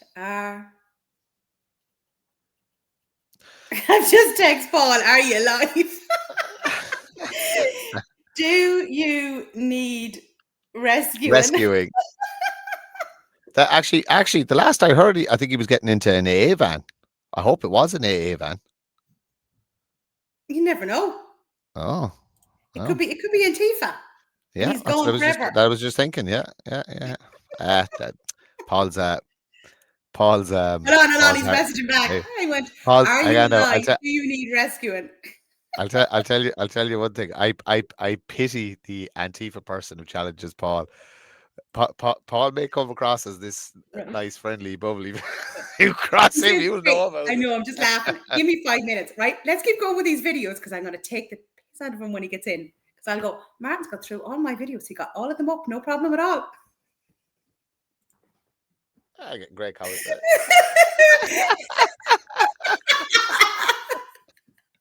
Oh, now, hang on, hold on. Here's the important question. No, he's not. No, Chris, no. Well, now, it depends on how long he's home. You better not be drinking my Bulmers. Right, Cyril. Right, so okay, let's keep videos. going. Right, we've 4 videos to bang through here, so let's get. Right, I think I sent over. Yeah, I think I sent over another couple. Right, so Right, videos. so the girl, yeah. So the next one then is I'll say 1, 2, 80-year-old. 3, 4, 5. So 5 videos. So I need to go back to 5. So video file. 1, 2, 3. There's 4, 80-year-old. 5. We're going working from down there. There's another Michael McCarthy video. Yeah. Apparently, yes. this is the UK. Smell like food.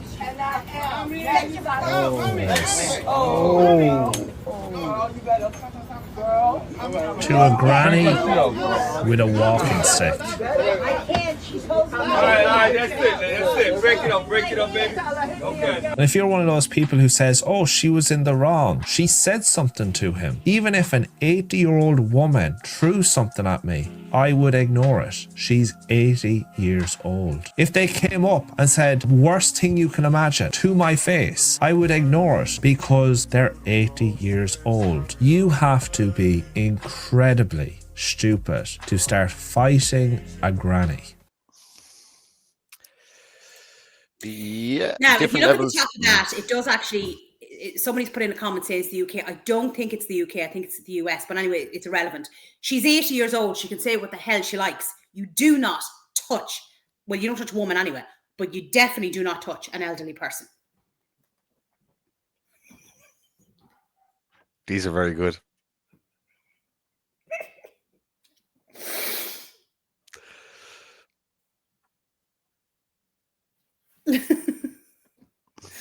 I don't have a sheet of paper. I need a sheet of paper. I'll download them all or something like that. Yeah, look, simple fact is elderly people sometimes are not all with it. I know some people that I actually interact with one or two times a week that live near where I work, and the lady she's nuts. She's absolutely bonkers. You know what I mean? And sometimes she's happy and sometimes she's very aggressive and stuff like that. You just smile politely, and if she's in one of her aggressive moods, you just move away from her. She can't help it. She's a person who's sort of been abandoned by the state, lives alone, probably doesn't have any family, this, that, and the other. You just empathy and compassion. But people like him have been entitled to, I can do whatever I want because whatever lives matter and we was slaves and blah, blah, blah, blah, blah, blah, blah, blah. No, you're a piece of shit human who is so insecure in your own skin that you have to assault an 80-year-old woman. It doesn't matter what she said. It doesn't matter.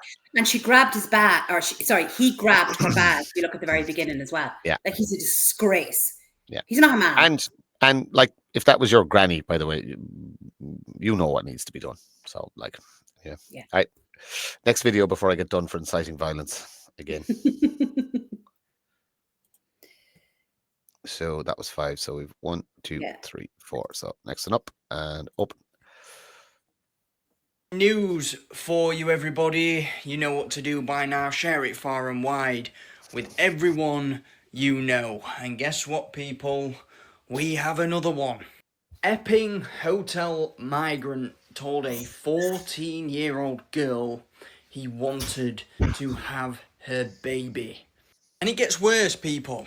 He also told the 14-year-old girl's friend he wanted to have her baby as well. He then went on to say, age doesn't matter. Come back to my taxpayer-funded hotel room. Now, allegedly, these girls were walking past and said the man looked hungry and offered him some food.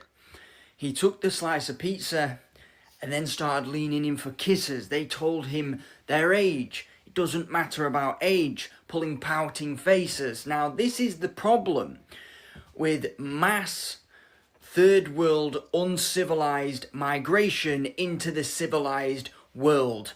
It doesn't fucking work. Now just take a look at this headline from the BBC. This is your daily reminder. You do not hate these people enough. Man told girls he wanted to have a baby. Court hears. Let me fix that for you, BBC. How about third world invader harasses, intimidates and preys upon 2 innocent teenage girls?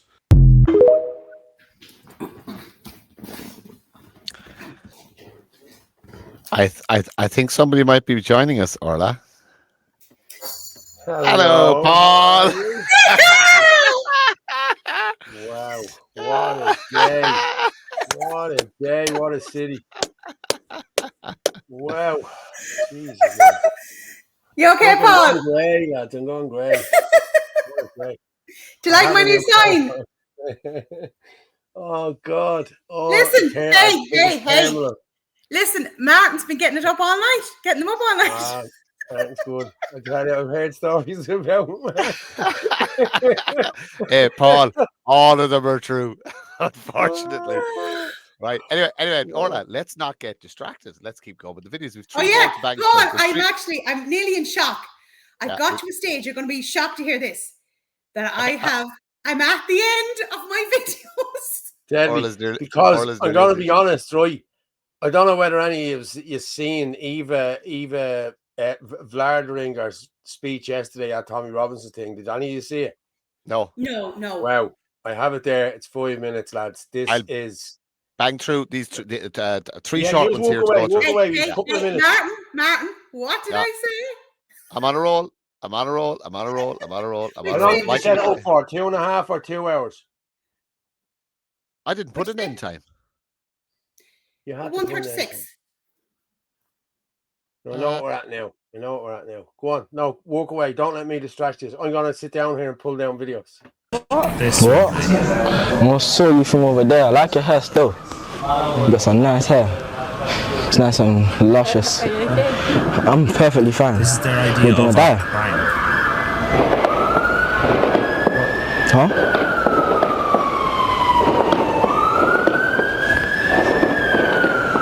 Why are you just smiling at me? I asked him a question, a serious question. Do you wanna die? No. Why? Because Sure. you still touching him. Why? Because. You're gonna die. You sure? Yeah. I see you from over there. You're just looking like you wanted to die. When did we look at you? Well, you was looking at me this whole time. You wanna die? Nah, bro. Bro. You gonna die, bro. Bro, don't even answer that right now. Is it serious, bro? You trying to answer the phone? Who's calling you? They can wait, bro. And you're gonna die, bro, because I can take it out right now, bro. What's wrong? Huh? What's wrong? I can take it out right now. Do you want to die? Yes or no? Speak. I'm talking to you, bro. You don't wanna die? Swat me then. Swat. I lied to you, bro. I don't know why you're laughing as well, bro. Just I take it out right now. Here's what the post says. He approaches women in the night. They're terrified. He strokes her hair. She rejects him. He asks her if she wants to die right now. She goes for her phone. He threatens her again. Why are British women being forced to live like this?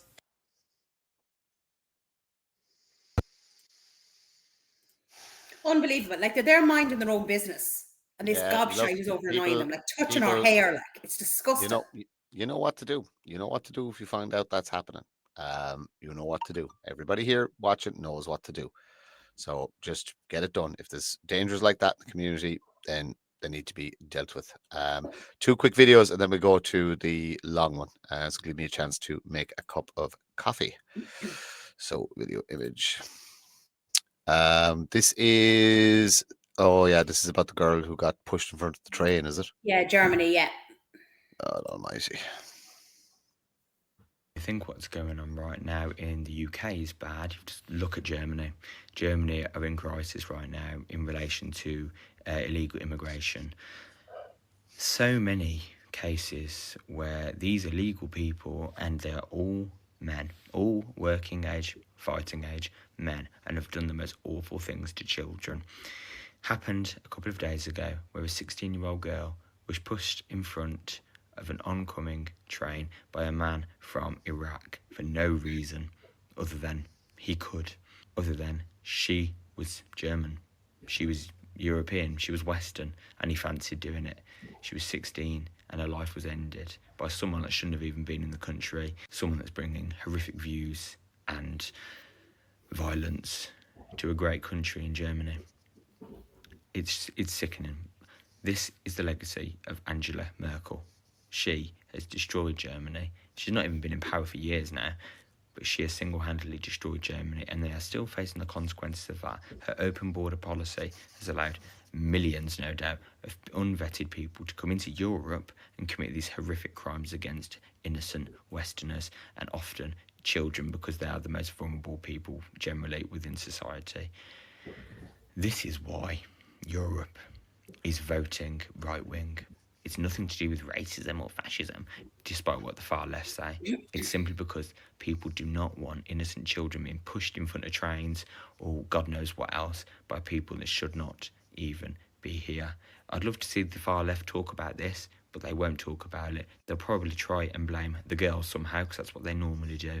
They are always on the side of criminals and illegal people who wish harm upon children, because generally they do the same.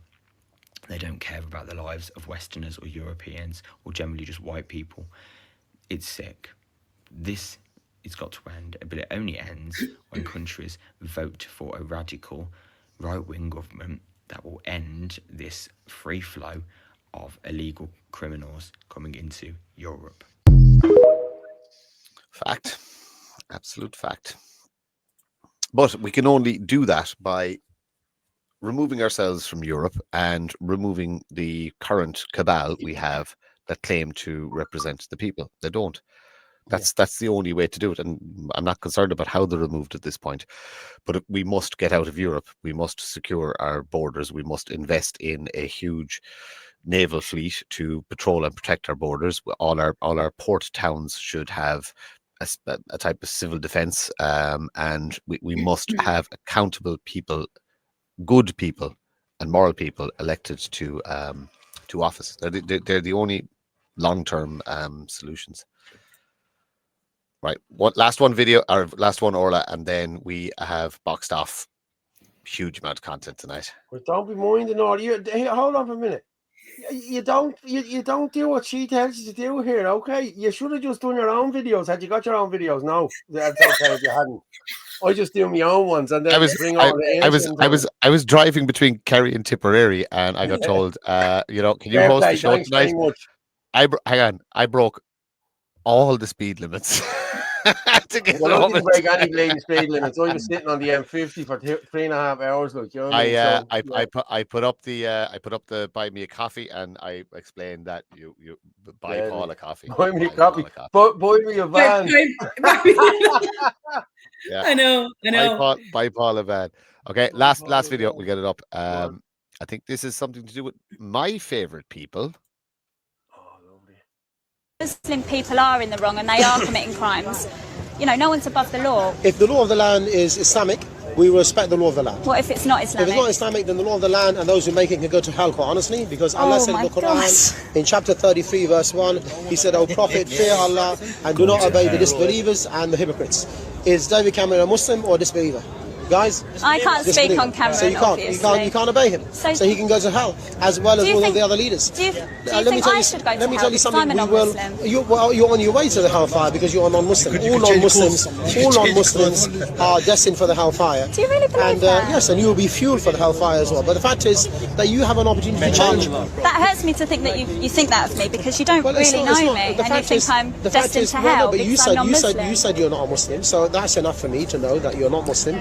At least they're straight, unless you change. They're telling us straight that they're not going to obey the law of the land if it doesn't follow Islamic law. They tell us anyone who's not Muslim is going to hell, and they say it to our face. And we sit here going, no, they're okay. Can someone justify a good reason to have them in the country? It makes zero sense. Listen, I'm not going to bash the Muslims again. They can bash themselves. They're doing this off their own abolition. People can see what's going on. People aren't blind anymore. Everywhere you look, now there's a person that's not Irish, there is, and they're coloured. You know what I mean? So whether they be Pakistani, whether they be Nigerian, whether they be, you know, Palestinian. Listen, the demographics have gone in this country, especially in Dublin. And lads, unless we do bring in re-immigration, we're sort of Donald Ducked. I'm being honest with you. Deportation. I don't care who we get in here. Go on. Now, before you go, Martin, I cannot believe I have actually ran out of videos. That has never, ever happened before. I actually had to go back. I go, please let me have some we didn't use. You know something, Martin? You just fell right into my trap. got rid of all the work. Hey, Paul, no, seriously. Years ago, you'd be on the sites and one of the lads would say, "You make us a cup of tea," and you'd make a shy cup of tea. Just like, hey, he makes horrible tea. You don't let him know. Yeah, so there you go. Nice one, Martin. Listen, anyway, you could do me a solid now. Play that 5-minute video so I can go to the Jacks, have a coffee, and have another smoke. Go on, yeah. I'm gonna play it now. It's really good now. I have to say, lads, it really is. And by the way, did you see the foreigner that was in the church this morning in Kenny? Did you see that one? No. Oh, I have that. We play that at the end. It's 1:43. But we play this Eva Longoria. She's gorgeous. Yeah, I love her. I spoke to her before, and she's really nice. She's a lovely girl. Friend of Herman's, by the way. You get to talk to these people when you're friends with the monsters, with the enemy. You know. Go on. I'll play this, and we'll come back and talk. I just saw.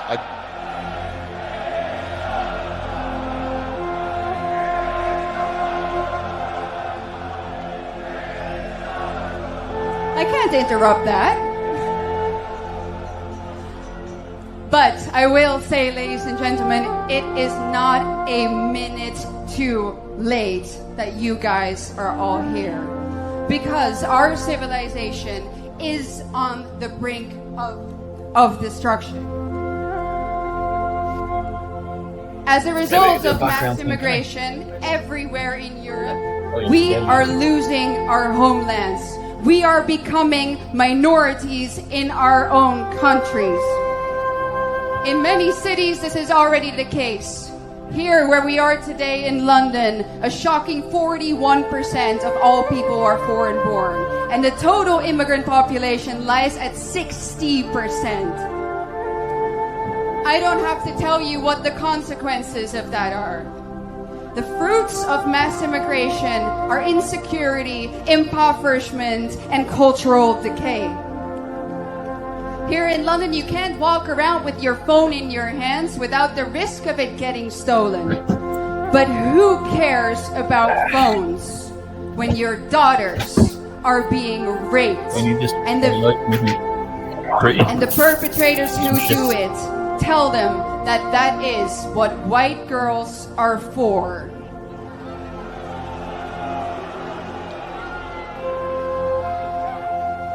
That, plus the fact that the authorities, the very same people who are supposed to protect them, repeat that same rhetoric. That is what constitutes a betrayal on a level that we have never seen before. And make no mistake, the Rotherham rapes, they didn't just happen in Rotherham.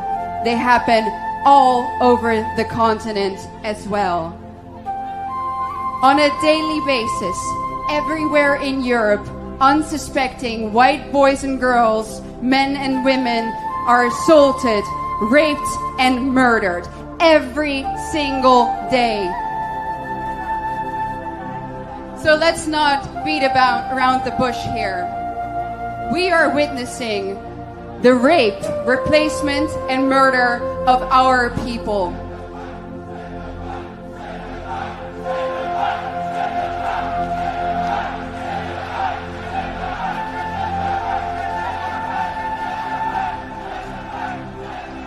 But I am here today to tell you, no more.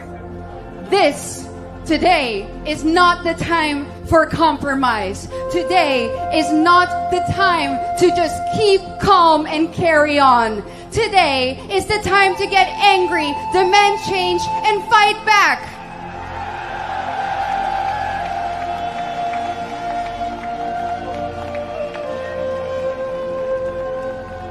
Because it's not just that our establishment doesn't care about us or that they failed to simply protect us.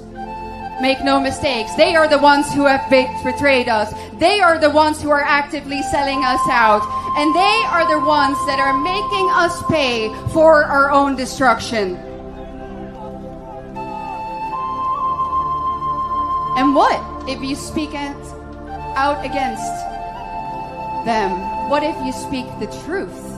On this country, you run the risk of getting thrown in jail for longer than the immigrant who has raped your daughter.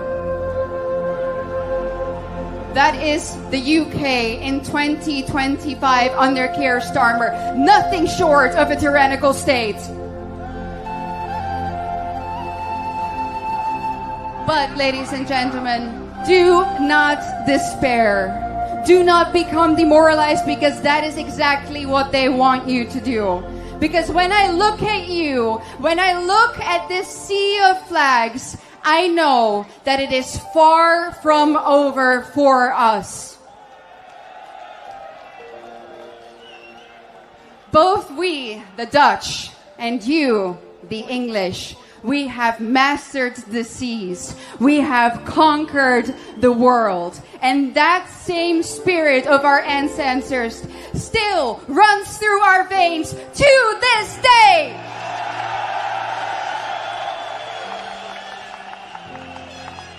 We are the sons and daughters of the greatest nations on earth.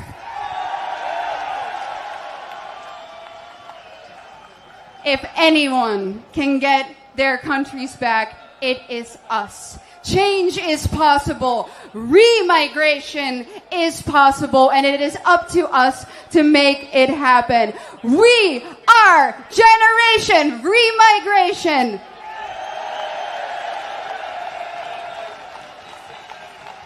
We will not back down. We will not be silenced. And by the grace of God, we will claim our countries back.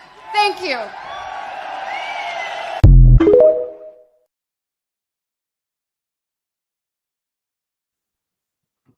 I really, really think she is brilliant. Like, you know what I mean? Like, and everything she has said there is happening all over Europe. We're seeing it all over Europe. Like, every major city is captured. Like, you know what I mean? Like 41% migrants, or was it 61%? She said in London. Like, they're a minority in their own country here. You know what I mean? Come on, lads! It's time to wake up and smell the coffee here, and it's happening here as well. How's that? And she's a lawyer. She's a lawyer as well. Like, do you know what I mean? She's brilliant. She's very outspoken, and she's telling the truth about everything. There's someone about to put in there. Look, new crusades the only way. Listen, was it 600 BC that the crusades kicked off? Like, they let this happen for 600 years before the crusades kicked off. You know what I mean? And they were put in place there for a reason. It was to stop the Muslim hordes coming across into the borders. They'd already taken Spain and France, and you know what I mean? This is what it was. That's what they were put in place for. And they pushed them back. Now, look, there's not even a bullet being fired here, and these people are taking over Western civilization. You know, it beggars belief. I know. Good evening. How are you? Anthony. Hello. Nice to see you. I was here the whole time. I was wondering when you're going to put me on the stage. Fuck's sake. Listen, Matt, listen, I was grand. Listen, you did a great job tonight. I was bigging you up something else earlier on. I've been watching the whole show all together. That's why I watched them a couple of points the other night. You know, and I was like, you better start saying it now soon, or it's the last few points you get off me. No, he did. He was very complimentary. You can throw him a few pounds later on. I don't take bribes. What do we do about this, lads? Let's be honest here. Like, she's right in what she's saying there. What do we do here? Who do we have to like? It's looking like civil war all over Europe at this moment in time, and I think that's the only way here. Now, I'm being honest with you.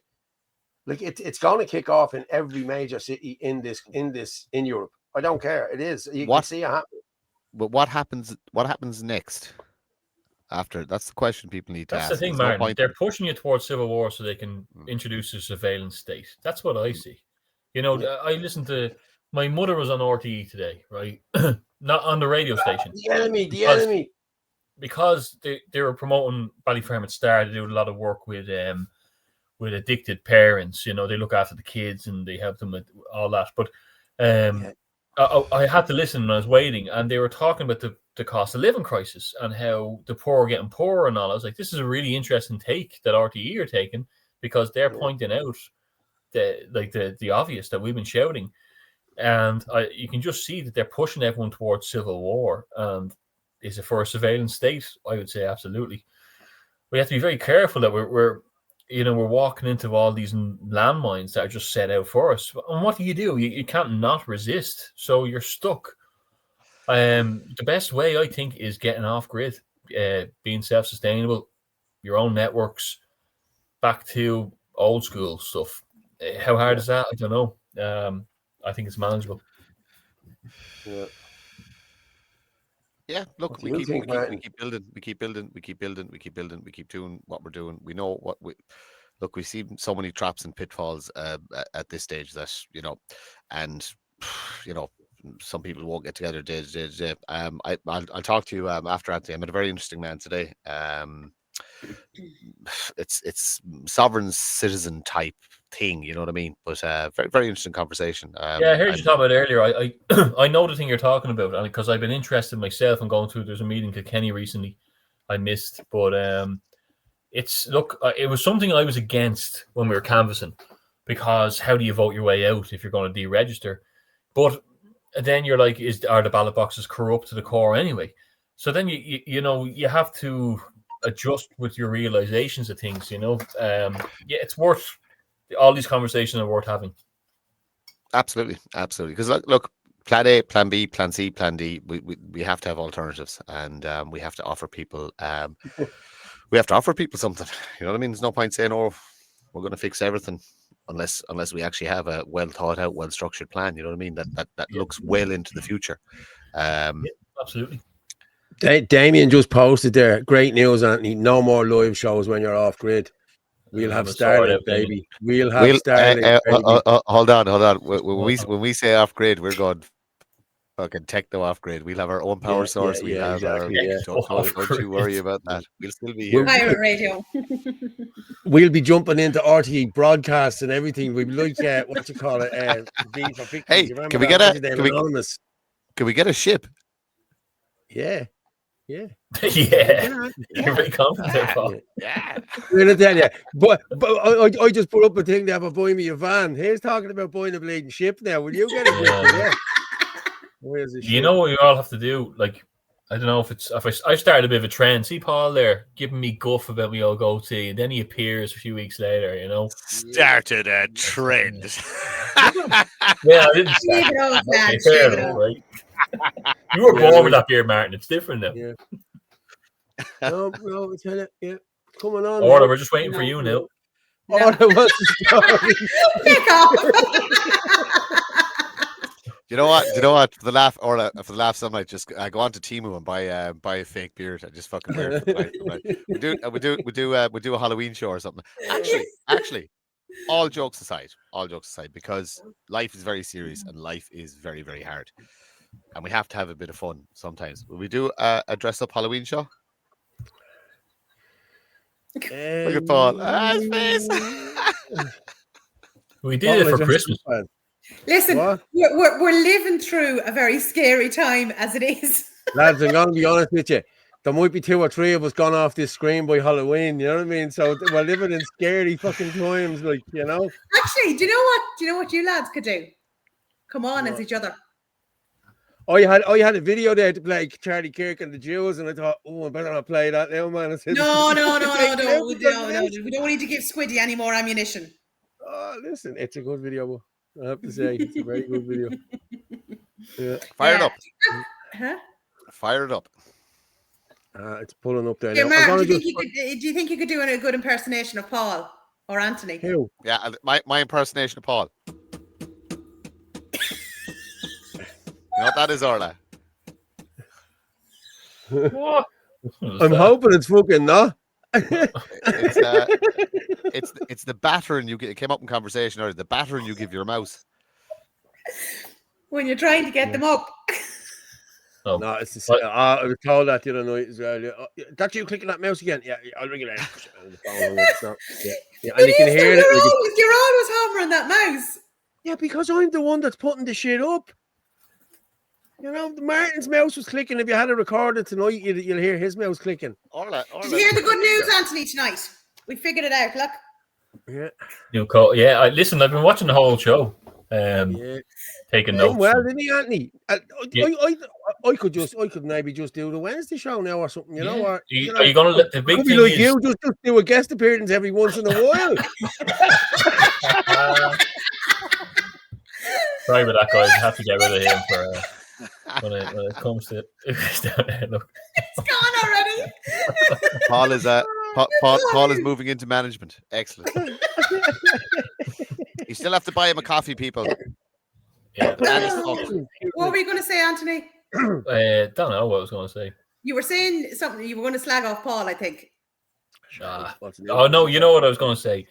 He was saying about Martin doing a good job. I was like, I wonder who's going to do the old line from Saint Augustine at the end. The truth is like a line. I was waiting for it. Do you remember the time I queued it up and I dropped you down and I had the line all ready to go? No, I knew I'd be back for that. I knew I'd be back.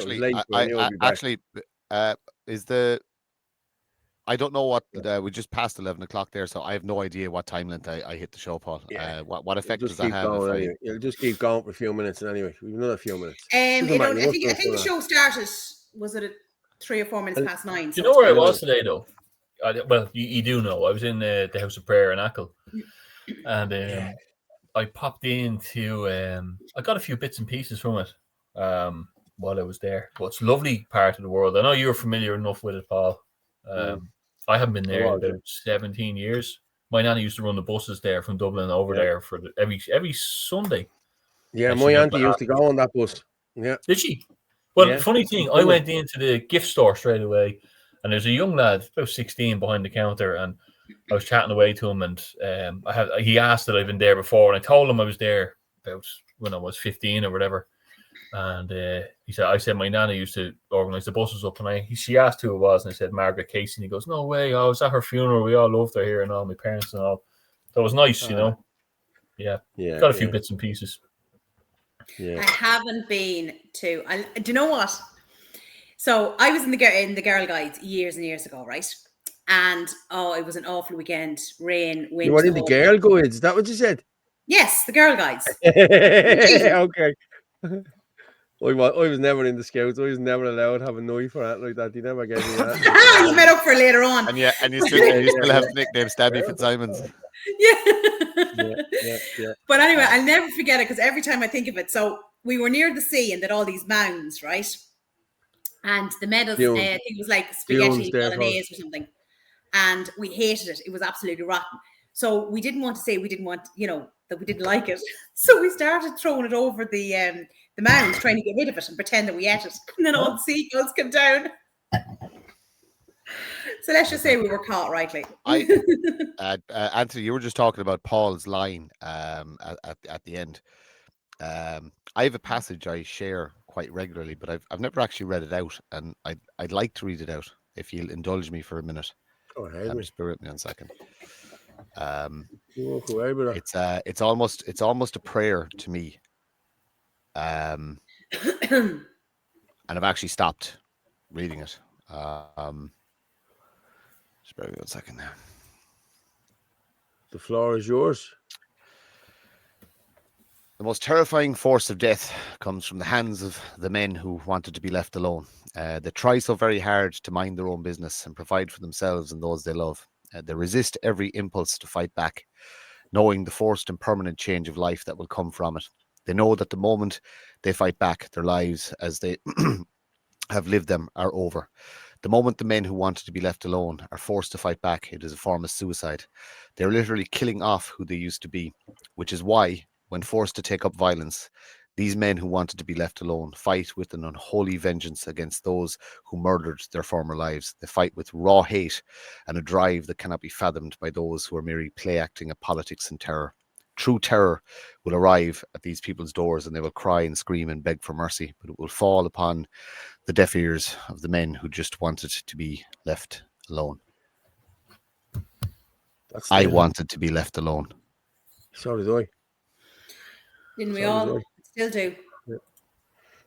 Yeah, unfortunately, it what did it cost? Like a lot of the stand cost. You know, I heard you talking about. You were talking earlier on about not wanting to be a leader and all that kind of thing. Like the truth is as well, and we all know it. There's a mountain of SH1T that comes with all of this for all of us. There's no glory in any of this. You get every few days there's another threat of something to you, your family, your organization. Apparently, yeah. Look, I'm not going to go too much into it because I don't want to give them oxygen really.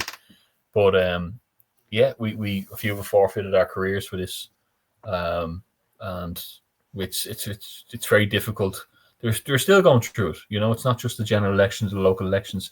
The nationalist movement and people who ran in it are associated with it lose their jobs for their voice. They are blocked and blacklisted from industries in their local areas, pubs, restaurants.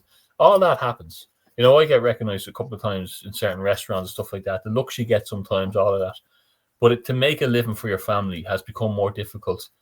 And it's not just for the few months you're canvassing. It's an ongoing thing. And I do see a social credit system around the corner where this divide will happen as well, because this is what I think we should be preparing for. Giving people the lifeline to say no, getting ourselves ready to be able to say no and say, that's your thing. We don't want any part of it. And unfortunately, the divide since COVID is there. People move further and further left and further right. And now we're at the both extreme ends where people are shooting at each other from each other side, and they're rioting on the streets, or they're rallying on the streets. France are rioting. They want us all to riot. Then this divide will come. They'll put, what do they say, problem, reaction, solution. Yeah. You know, they didn't think of this yesterday. You know, they got the propaganda in place. They rolled out what they needed to roll out. They got the food chain in order. They got the control, the electricity supply, the whole lot. Surveillance state. Sounds crazy. That's what's coming. That's the truth. For the men who want to be left alone, maybe we can give them that chance. But we have to act on it. Yeah, 100%. 100%. Maybe too late. Yeah, I think. Hopefully not. Listen, That's Martin, I've been what saying it. is, you know. Well, I always say the one thing: the more people who stand up, it's only one simple word: no. That's all people need to say. The more that stand up and say no, they cannot control us all. Well, I think that march in London yesterday has summed it up for the people of the UK. And anyway, like, you know, I mean, you tried to play it down. There was only a certain amount there. There was millions there, mate. They were everywhere. It was something to behold, like, you know. Yeah. Well, maybe there is power in the people. Imagine if someone stood up and said, right, lads, we have millions here. Let's take Downing Street. I'm not advocating for anything. I'm just saying, you know, the fear is that person who says it goes to jail. You know, but look. Well, if there's 3 million people standing behind that man that's been taken to jail, that will make a big difference. They won't take that man to jail, I don't think, you know. Maybe. Yeah. Well, right, I'm just going to play this church. Okay, played at this church. This is what happened in Letterkenny this morning at 8 a.m. Oh, right, okay.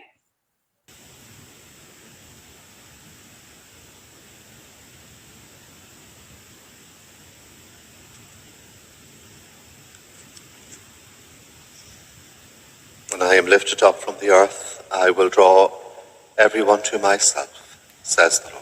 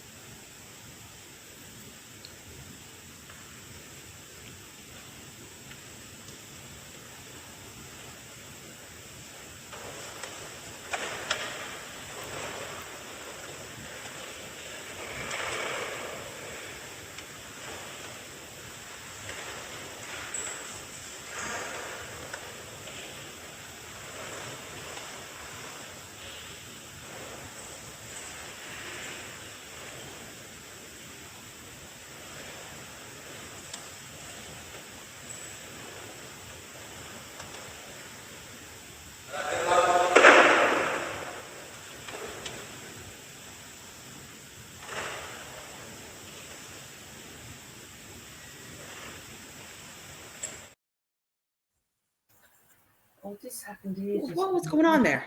It stabbed or something. Or shot. He was just walking around and acting peculiar at 8 a.m. mass this morning. Fortnight. People were trying to get communion and everything else. And he was asked to leave then, you know what I mean? But people can't even go to mass anymore, and they're up against this shit. Like, you know what I mean? It has to stop. Like, you know what I mean? And the Catholic Church have to come out and call this out for what it is. Like, you know. I know, because you know what? All I could see there was the altar boy, and I was like, "Oh my God, please don't tell me something's going to happen there." No, nothing did happen, but that doesn't. You don't know. Could have happened. It could have happened. Yeah. It's what could have happened if he'd had a weapon and went off the head and started slicing people in there. Is that when boiling point? Is that when the powder keg explodes? Like, you know what I mean? Come on, people! Like, this is not right. Hold on, Paul. We've had that already. We've had children stabbed.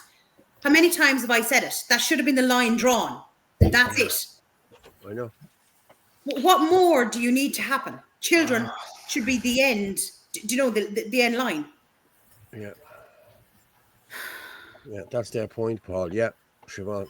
Yeah, it just can't be happening. Like, you know what I mean? I'm sorry. And as I said, the Catholic Church need to talk about this. Yeah. And they're not. They're too busy welcoming them in. They're too busy flying rainbow blading flags and bullshit like that. And you know, that's what they're too busy doing. Roman Catholic Church is an enemy to every single person in this land. We need to start saying that out loud. The Roman, listen to the word, the Roman Catholic Church. Learn your history, learn what it is, right? The Christianity, this is your temple. It was never supposed to be buildings. It was never supposed to be, this is your temple. This is where it all happens. Every single bit of it in here. It's not about buildings. It's not about rituals. It's not about ideology. It's not about symbols. It's about your internal moral compass, for lack of a better word. The devil and the angel on your shoulder. Which voice you're going to listen to. That's all it's about. We don't need, well, we need the buildings back because there should be places of conversation, debate, you know, and sanctuaries and places to go and have a think, etc., etc., etc. We don't need the rituals of the Roman Catholic Church. We need to just have our faith, believe in ourselves, trust in the message. The message is really, really simple. Just trust in it. Faith. Love your brother and your sister. Put your tribe first, always. You know, other tribes need to look after themselves in their places. This is our place. Yeah. And that's all that's important. But I know we push for, you know, we need to fill the churches. We don't. We just need to be better people. We need to be more courageous. We need more humility. And we need to look out for each other. Yeah. You know, it did take a long time. Like, that could have been some crazed Islamist looking to kill a priest. It could have been somebody suffering from some sort of mental disorder. It could have been because he got no social welfare or something. It could have been it could have been absolutely anything. But I watched the reality is that person shouldn't have been here. It's as simple as that. They shouldn't have been here in the first place. Did you watch Andrew Tate's video on Piers Morgan the other night, where he said that these people were all mentally ill? You know, when Piers Morgan tried to say, well, this guy had he said, what do you mean? He said he murdered somebody. He's mentally ill. The same way as these trans fellas murder kids in schools. They're all mentally ill. Anyone who murders somebody is mentally ill. And he's right. You know what I mean? You can't just pawn it off saying, oh, no, listen, he's feeling a bit down. He's a bit depressed. Paul, I go as far as to say is that the food chain and the vaccine schedule are making people towards mentally ill, and then they're targeting the mentally ill with their propaganda. I think that, you know, there's, like, look at the list of shooters in America that were trans or what, you know, that had all these things. Like Helen McEntee becoming the Minister of Education when her husband works for AMV as a director. Like, all these things, they're targeting the most young and vulnerable. What was the problem with Charlie Kirk? He went to the indoctrination centers and had a dialogue and won people over. On that note, we're going to play Charlie Kirk and come back and talk about it, and then we'll finish up, right? We'll play this, This is the debate that they reckon they got him shot. So I don't know. Let's. You believe that the Jews run the American government. That's not a secret, Charlie. Israel did 9/11, Charlie. Oh, they did. Wow. Why are we in the middle? I served. Why were we in the Middle East? You can reject involvement in the Middle East without also believing Israel did 9/11. So if Israel did 9/11, help me understand this. Who were the hijackers of the planes? They weren't hijackers. Oh, okay. CIA and Israel worked together. No. Explain to me what happened on the aircraft. Okay, first off, what we have to understand, there's only one plane that actually crashed. No, okay, there were three. No, the building's imploded. Okay, if a plane's going to hit a building, why would the building fall down? Time out. Flight 93, did it exist? Flight 93 existed, yes. Okay, so who tried to hijack that plane? They sacrificed those people to make it look like Bush was targeted because they wanted to cover up Bush's involvement. He just happened to be in Texas reading a book to elementary kids, and they were reading a sign on a whiteboard let me say that talked about towers falling, Charlie. Anti-Semitism. We've been lied to since the beginning of this country. Jews, Freemasons, all of it's a satanic agenda. Israel is the synagogue of Satan. They're killing innocent people in Palestine over the guise of sovereignty. New World Order is coming, Charlie. Guys, anti-Semitism is literally a brain cancer, as you could see. How is this anti-Semitic, Charlie? Okay. Explain to me, Flight 93, who was the hijacker? They didn't have real hijackers, Charlie. They were plants. Okay. So they got the black box. Of course, it was all just like a conspiracy. Just like they found the passport miraculously 2 miles down from the crash site in I'm sorry, New York. what? They just happened to find one of the hijackers' passports laying on the ground 2 miles away from the crash site in New York. It just happened to be there. They just walked up and found it. They just randomly happened to find a perfectly good passport. With that piece Look of it data. up. Look, World War II was fought not over what everyone thought it was fought of. Every war is fought by. It is funded by the rich, the Rockefellers, all the rich, the Rothschilds. Okay, let me ask you a question. They funded all those. Was Hitler bad? I don't think. I think Hitler was bad. Yes, Hitler was bad. Yes. But did the Holocaust happen? The Holocaust did happen. How many people died? Not 6 million. How many? It was not 6 million. How many? I don't have an exact number, Charlie.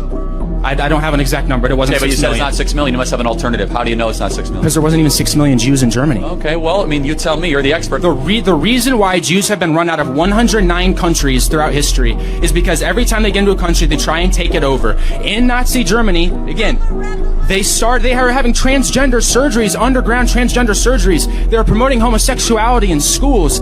And Jewish donors, they have a lot of explaining to do, a lot of decoupling to do, because Jewish donors have been the #1 funding mechanism of radical, open border, neoliberal, quasi-Marxist policies, cultural institutions, and nonprofits. This is a beast created by secular Jews. And it's not just the colleges. It's the nonprofits, it's the movies, it's Hollywood, it's all of it. It's like time for you guys to wake up and say no more. Draw a line in the sand. I don't care if you hate me.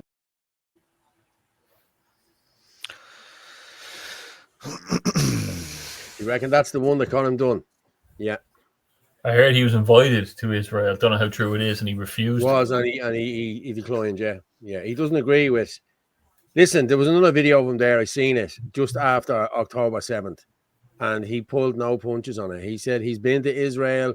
Israel is, you can't walk down the street. Every second kid has a bleeding an AR-14 or an AR-15. He says them gates are always manned. He said there's no way. He said everybody in Israel has been IDF at one time. You know what I mean? They're all soldiers. They're all military trained. Listen, I was in Israel. I was in for my 30th birthday. I wanted to go to the Holy Land. I wanted to go to Nazareth, Jerusalem, Jordan, the Dead Sea. I did Bethlehem, all that. And I remember sitting out in a cafe in parts of Israel. It's divided. Parts of Jerusalem, let's say, there's a new part and there's the old city. But there's 17-year-olds with AK-47s just walking by you, like, you know, that are too young to grow a beard. Like it's true. And we went to Palestine to spend a bit of money there to help their economy. But things get shut down, and it's a strange place, you know. Yeah, it is. Yeah, but he turned around in his one and said, was there a stand down order given? Like, these questions need to be answered. It seems Netanyahu was gone. He was trying to change the civil rights in the country and change the constitution and everything, and the people weren't happy. There was 300,000 people out on the streets for a couple of weeks before that, and there was a big protest for I think it was for the Saturday, and boom, here we go, October 7th, and Netanyahu was given emergency power, and You know, lads, come on, it doesn't add up. You know what I mean? There's no way that should have happened. No way whatsoever. You look at every media company in this world, on this planet, is ran by Israel, by Jews. Every one of them. So they're telling us what to watch. They're showing us what to watch. They're telling us what they want us to watch and how they want us to react. I'm telling you, man, this is a mind fuck. Trust me. I think, it's funny, Paul, the four of us ran in last year, whether it be the locals or the generals. We all saw corruption at the ballot boxes. Well, I certainly did. I know you did, Paul. You were sending me stuff. I don't know if Martin and Orla did or what way they felt about it, but I know a lot of people did.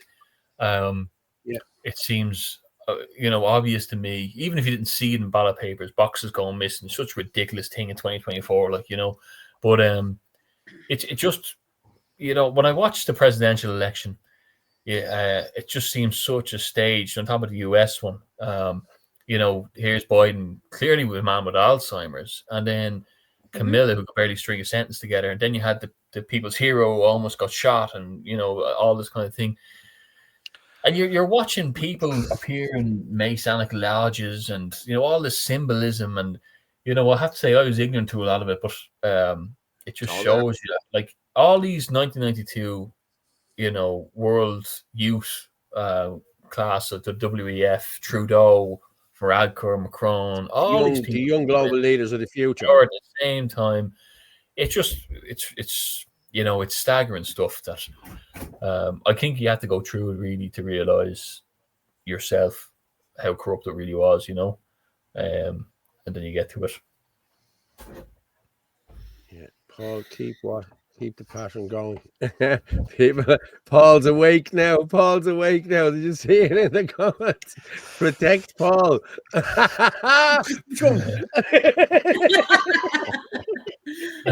down the blinds. Shouldn't even joke about it. You never know. Yeah, I know. Yeah.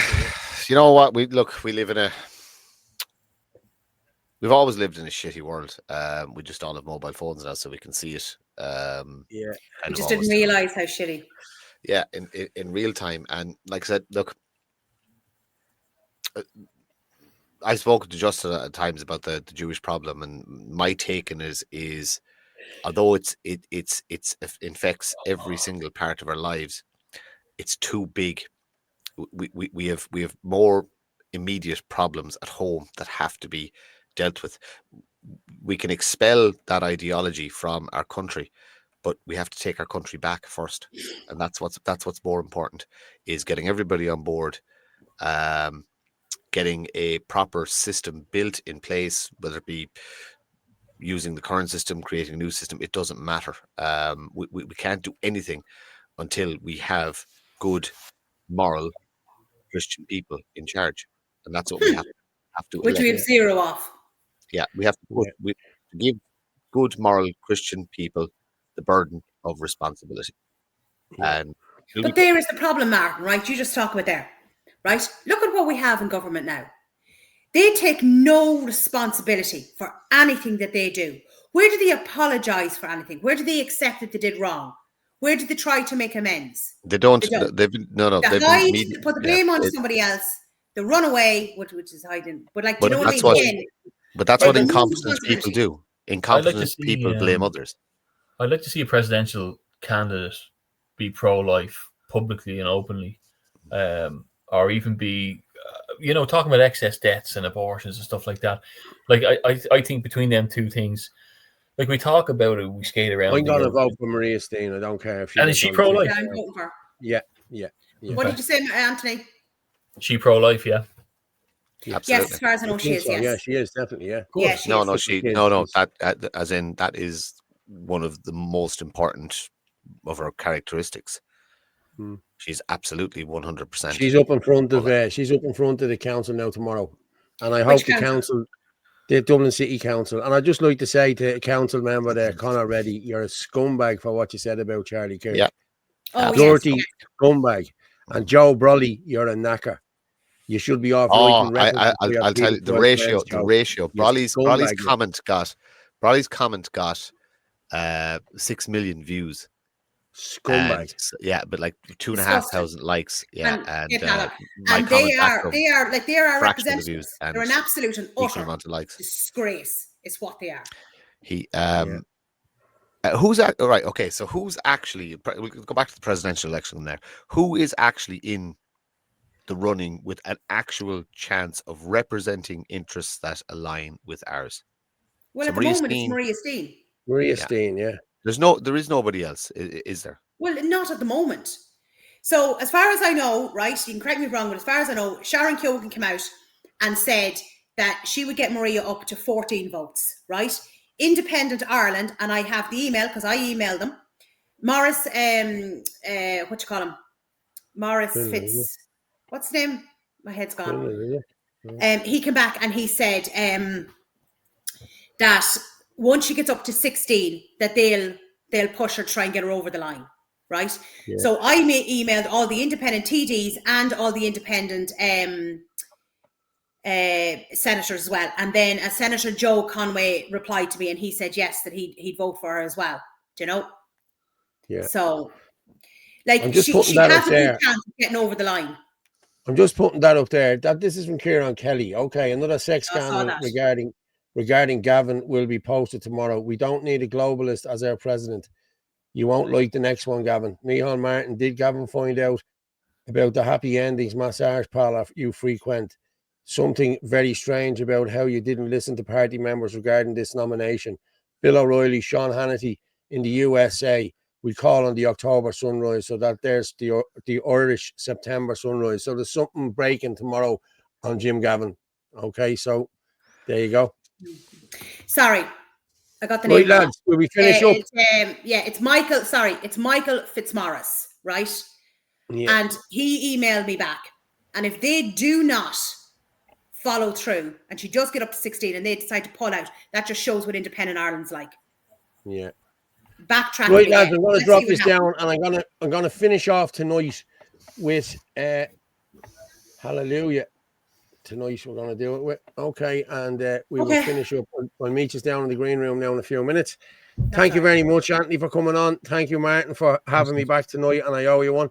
Orla, as always, it's been emotional. Talk to you in a few minutes, guys. Yeah, so now I have to do me old line, you know. Where are you?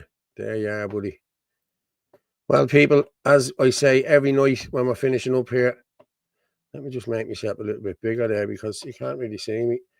Yeah, as I say every night we're finishing up here, the truth is like a lion. You don't have to defend it. You just let it loose and it will defend itself. Good night and God bless. I'm going to leave you with this. This is for Pada. His anniversary today.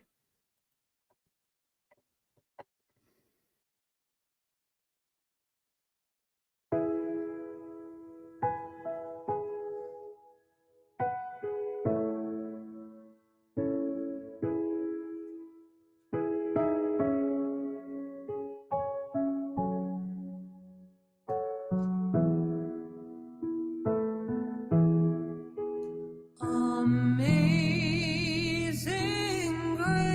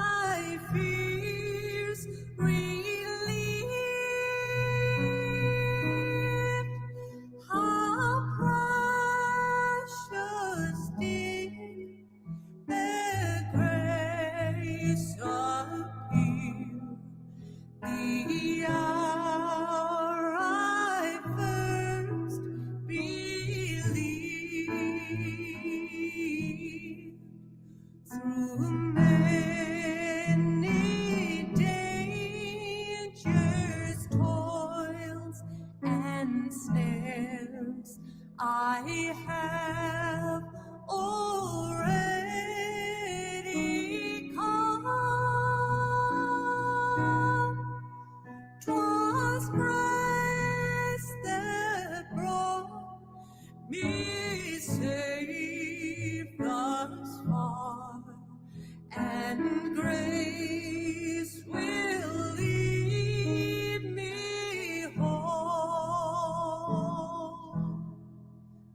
Amazing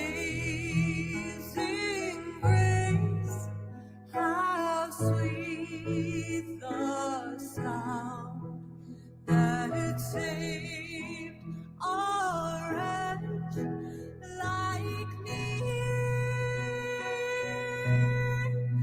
I once was lost, but now am found. Was blind, but now I see. Was blind, but now I see.